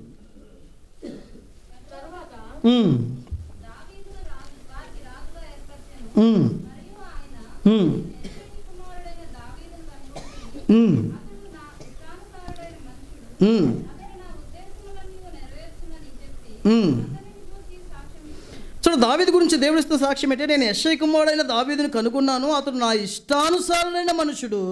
ఎందుకు అంటే అక్కడే చెప్తున్నాడు, అతడు నా ఉద్దేశాలన్నీ నెరవేర్చువాడు. అంటే ఇప్పుడు దేవుడు అందుకే దావీదు కూడా కీర్తనలో చాలా సందర్భాలు ఈ మాట వాడాడు తెలుసా, నేను దేవునికి ఇష్టుడిని గనక దేవుడు నన్ను తప్పించాను అని మాట్లాడతాడు. అంటే ఇప్పుడు దావీదు దేవుడికి ఇష్టడిగా బతికాడా అంటే బతికాడు. మరి దావీదు దేవుడికి ఇష్టడిగా బతకడానికి కారణం ఏంటి? కింద మాట అన్నాడు, మెన్షన్ చేస్తున్నాడు ఒక మాట ఏంటంటే, అతడు నా ఉద్దేశాలన్నీ నెరవేర్చేవాడు. అంటే దేవుడు ఏ ఉద్దేశంతో దావీదుని ఏర్పరచుకున్నాడో, ఏ ఉద్దేశంతో తల్లి గర్భంలో దావీదుని పిండంగా రూపించాడో, ఏ ఉద్దేశంతో దేవుడు గొర్రెల దొడ్డులోంచి బయటికి తీసుకొచ్చాడో, అదే ఉద్దేశం దావీదు జీవితంలో అక్షరాల నెరవేరింది. అంటే దేవుడు దావీదుని ఏం చేయాలనుకున్నాడో, దేవుడు దావీదుని ఎలా చూడాలనుకున్నాడో, దేవుడు దావీదుని ఎలా వాడాలనుకున్నాడో అలా వాడబడ్డాడు. దేవుని ఉద్దేశం తన జీవితంలో నెరవేర్చాడు. మొన్న శామ్యూయల్ మనోహరాన్ని వచ్చి వాక్యం చెప్పినప్పుడు, మీ పిల్లలను దేవునికి సమర్పించుటను బట్టి మీరు 4 విషయాలు చెప్పాడు. ఏం చెప్పాడు మీకు గుర్తుందా? మొదటి విషయం ఏంటి? మీరు దేవుని ప్రేమిస్తున్నారని. రెండో విషయం ఏంటి? ఇతడు దేవుడికే చెందినవాడు అని చెప్తున్నారు. మూడో విషయం ఏంటి? ఇతను దేవుని మార్గంలోనే పెంచుతున్నాను అని నేర్పిస్తున్నారు. నాలుగో విషయం ఏంటి తెలుసా? ఇతని విషయంలో దేవుని చిత్తానికి, ఆయన ఏం చేయాలనుకున్నాడో ఆ చిత్తానికి అప్పచెప్పుతున్నాను, ఆయన ఆశీర్వాదానికి వారసుడు చేస్తున్నాను. ఇప్పుడు చూడండి, దేవుడు మీ ఇచ్చిన ప్రతి పిల్లోడి విషయంలో దేవుడికి ఒక ప్రణాళిక ఉంటుంది. ఏంటంటే ఇతని ద్వారా నేను ఈ దేశాన్ని కదిలించాలి అనేది ఒక ప్రణాళిక. ఒకవేళ జార్జ్ వర్వర్ అనే ఒక గొప్ప దైవజనుడు ఉన్నాడు. అతను ఒకసారి హెబ్రోన్కి వచ్చినప్పుడు అతను వాక్యం చెప్తా పెద్ద గ్లోబ్ తీసుకొచ్చాడు, బొమ్మ. అది ఎంత గ్లోబ్ తీసుకొచ్చి, మీరు కూడా ఉన్నారు ఆ మీటింగ్లో, జార్జ్ వర్వర్ గారు వచ్చారు. వచ్చిన తర్వాత ఆయన చెప్తున్నాడు, ఇదిగో ఈ దేశానికి వెళ్ళాను, ఈ దేశం ఇలా జరిగింది, ఈ దేశానికి వెళ్ళాను, ఈ దేశం ఇలా జరిగింది, ఈ దేశానికి వెళ్ళాను అని. ఎన్ని దేశాలు తిరిగారయ్యా అంటే 90 దేశాలు తిరిగాడంట. ఎప్పుడో అది 2012లో అనుకుంటా, 2012లో అనుకుంటా హెబ్రోన్కి వచ్చింది. 2012 అంటే 90 దేశాలకి సువార్థికుడుగా మార్చాలని జార్జ్ వర్వర్ గారి తల్లి ఎప్పుడన్నా అనుకుని ఉంటుందా? ఒకవేళ అనుకుని ఉంటే పంపించగలదా? నేను అనుకుంటాను, జార్జ్ వర్వర్ 90 దేశాలకి సువార్తకు తీసుకెళ్ళాడు అంటే అతని విషయంలో దేవుని చేత నెరవేరిందా లేదా? నీ పిల్లోడిని దేవుడు 100 దేశాలు తిప్పాలనుకుంటాడేమో, లేక నీ పిల్లోడిని దేవుడు ఎన్నో దేశాలు తిరగదు, ఒక సువార్తికుడికి మార్చాలనుకున్నాడు, ఒక దేశాన్ని మార్చాలనుకున్నాడేమో, ఒక సంఘ సంస్కృతిగా మార్చాలనుకున్నాడు. ఇప్పుడు భక్తి గురించి అనుకున్నారా? ఏమంటే ఎక్కడ సిక్కు మతస్థుడు ఆయన, ఎక్కడైనా అసలు. మరి నిజంగా అనుకుంటారు సిక్కుల్లో ఎవరైనా ప్రభుని నమ్ములు అంటే, ప్రభు ఇదేందో అన్యాయం అయినా, నువ్వు మా మతంలో మారినాయన, మా మతంలోనే సిక్కు పంజాబ్ అంతా కూడా ఒక మంచి ఏమంటే ఉద్యమం తీసుకురావాలి, కానీ ఎక్కడో హైదరాబాద్ తీసుకెళ్ళిపోయి మాధవీజుడిని వాళ్ళు మారిపోయారు అనుకుంటారేమో. మరి ఊహిస్తామా? బిల్లీ గ్రహం గారు ఏమండి 20 కోట్ల మందికి సువార్త అందించాడంట ఆయన. 20 కోట్ల మందికి, 20 కోట్ల మందికి. నిజం చెప్దాం, 20 మందికైనా చెప్పుంటామా? కోట్ల తర్వాత అండి, కోట్ వేసుకున్న 20 మందికైనా చెప్పుంటామా? ఎందుకు మన జీవితంలో దేవుని చిత్తం చేయలేకపోతున్నాం? దేవుడు నిన్ను వాడుకోవాలనుకున్న ప్రణాళిక నువ్వు ఎరగాలి. దేవుని చిత్తం నువ్వు చేయగలిగితే, దేవుని మనసు ఏంటో నువ్వు గుర్తిరిగితే, దేవుని ఉద్దేశాలంటే నీకు అర్థమవుతాయి. దావీదు దేవుని ఉద్దేశాలలోకి వెళ్ళాడు. ప్రభా నేనేం చేయమంటావు? నేను ఎక్కడికి వెళ్ళమంటావు? నన్ను ఎలా బ్రతకమంటావు? పౌల్ని దేవుడు దర్శించడంగానే దమస్కు మార్గంలో అపొస్తలుడైన పౌల్ని ఏమంటాడు? నేనేం చేయాలి? నువ్వు తినదన్న మార్గానికి వెళ్ళు, నీవు నా కొరకు ఎన్ని శ్రమలు అనుభవించాలో నీకు చూపిస్తాను, నీవు నేను ఏర్పరచుకున్న పాత్ర సాధనం. దేవుడి చిత్తానికి పౌలు అప్పగించుకున్నాడండి. ఎంత గొప్ప సేవ! నేనేమంటా అంటే, నువ్వు దేవుడికి ఇష్టడు ఎప్పుడవుతావంటే నీ విషయంలో దేవుని ఉద్దేశం ఏంటో గుర్తిరిగి జీవించినప్పుడే. దేవుడు నిన్ను ఫలానా వ్యక్తిగా, దేవుడిని నీ ద్వారా ఫలానా పని చేయాలని, దేవుడి ద్వారా ఫలానా పని చేయాలని ఆయన ఒక ప్రణాళిక ఉంటే, అవన్నీ పక్కన పెట్టి నీకొక ప్రణాళిక పెట్టుకుంటే నెరవేర్చలేవు దేవుడి చిత్తాన్ని. అలా జీవించిన వ్యక్తి దేవుడికి ఇష్టడు ఎప్పటికీ కూడా కాలేడు. దావీదు అయ్యాడు, దేవుని మనసు ఎరిగాడు, దేవుని ఉద్దేశాలే నెరవేర్చాడు. ఆఖరి మాట చూసి మనం ముగించేదాం.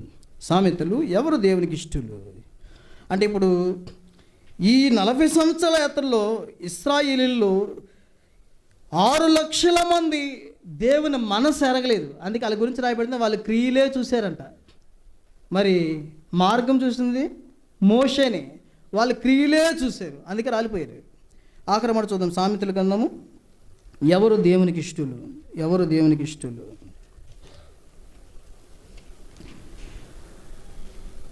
11వ అధ్యాయం 20వ వచనం, సామెతల గ్రంథం.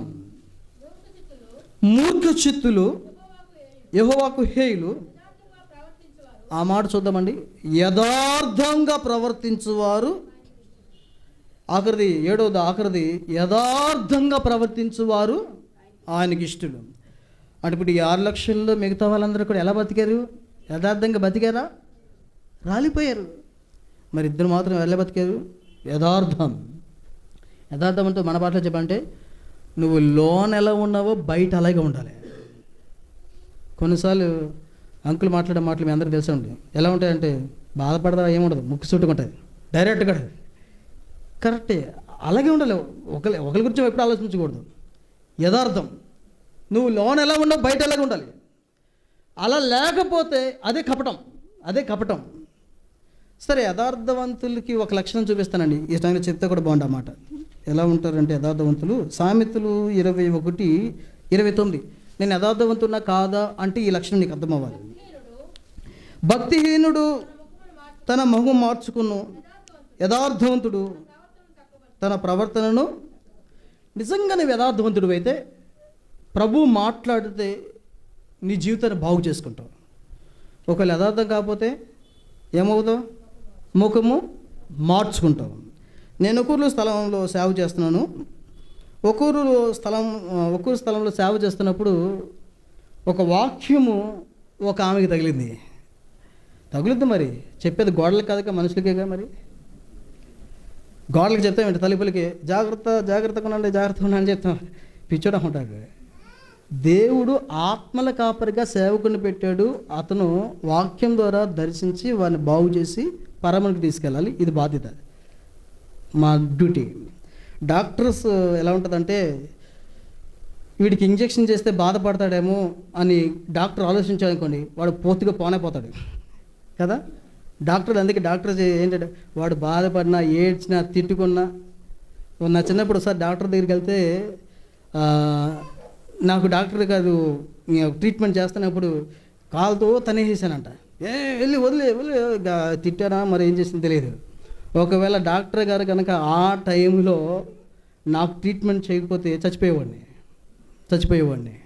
ఇప్పుడు డాక్టర్ సార్ డాక్టర్లు ఏమనుకుంటారంటే వాడు ఏడిసినా పర్లా, వాడు తిట్టుకున్న పర్లా, వాళ్ళు ఏమైనా పర్లా, వాడు బాగుపడాలి అంటే ఏం చేయాలి? ఇవ్వాలి, కొయ్యాలి, పొడవాలి, తీయాలి, అన్నీ చేయాలి. ఇలా వాక్యం చెప్తే ఆమెకి గుచ్చుకుంది. ఆమెది రిసీవ్ చేసుకునే విధానం మారిపోయి నన్ను అంటావా, నేను కనపడ్డానా, నన్ను అంటావా, పెద్ద రాద్ధాంతం చేస్తుంది. ఎందుకు మాట చెప్తున్నానంటే నువ్వు నిజంగా యథార్థవంతుడు అయితే ఈ 7 విషయాల్లో నీకేమైనా మాట్లాడితే ప్రభు వెంటనే విధి చూపుతావు. ప్రభా, నిజమే నాలో విశ్వాసం లేదు, నిజమే నాలో పాపం ఉంది, నిజమే నేను సత్యం చెప్పట్లా చాలాసార్లు, నిజమే నాలో నీతి దిగజారిపోయింది, నిజమే నా విషయంలో ప్రభా నేను ఎంతోమందికి ఆటంకంగా మారిపోయాను, నిజమే నా విషయంలో నీ ప్రణాళిక నేను చేయట్లేదు, నిజం అని ఒప్పుకుంటాం. ఇలాంటి యథార్థంగా ఉంటే ఈ బలం నీదే.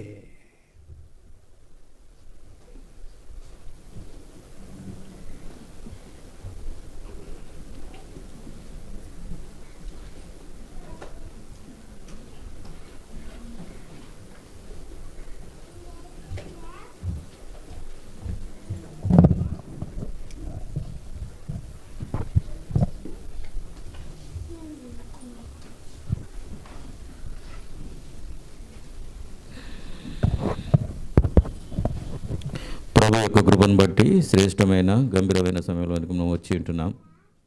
దయచేసి ఎవరు కళ్ళు తెరిచి ఇటు అటు చూడవద్దు. కారణం ఏదైనప్పటికీ దేవుని మందిరంలో నుంచి లేచి బయటికి వెళ్ళడానికి ప్రయత్నం కూడా చేయవద్దు. దేవుని బల్ల మన మధ్యలో పెట్టబడి ఉన్నది. యోగ్యమైన రీతిలో ప్రభు బలను మనం సమీపించగలం.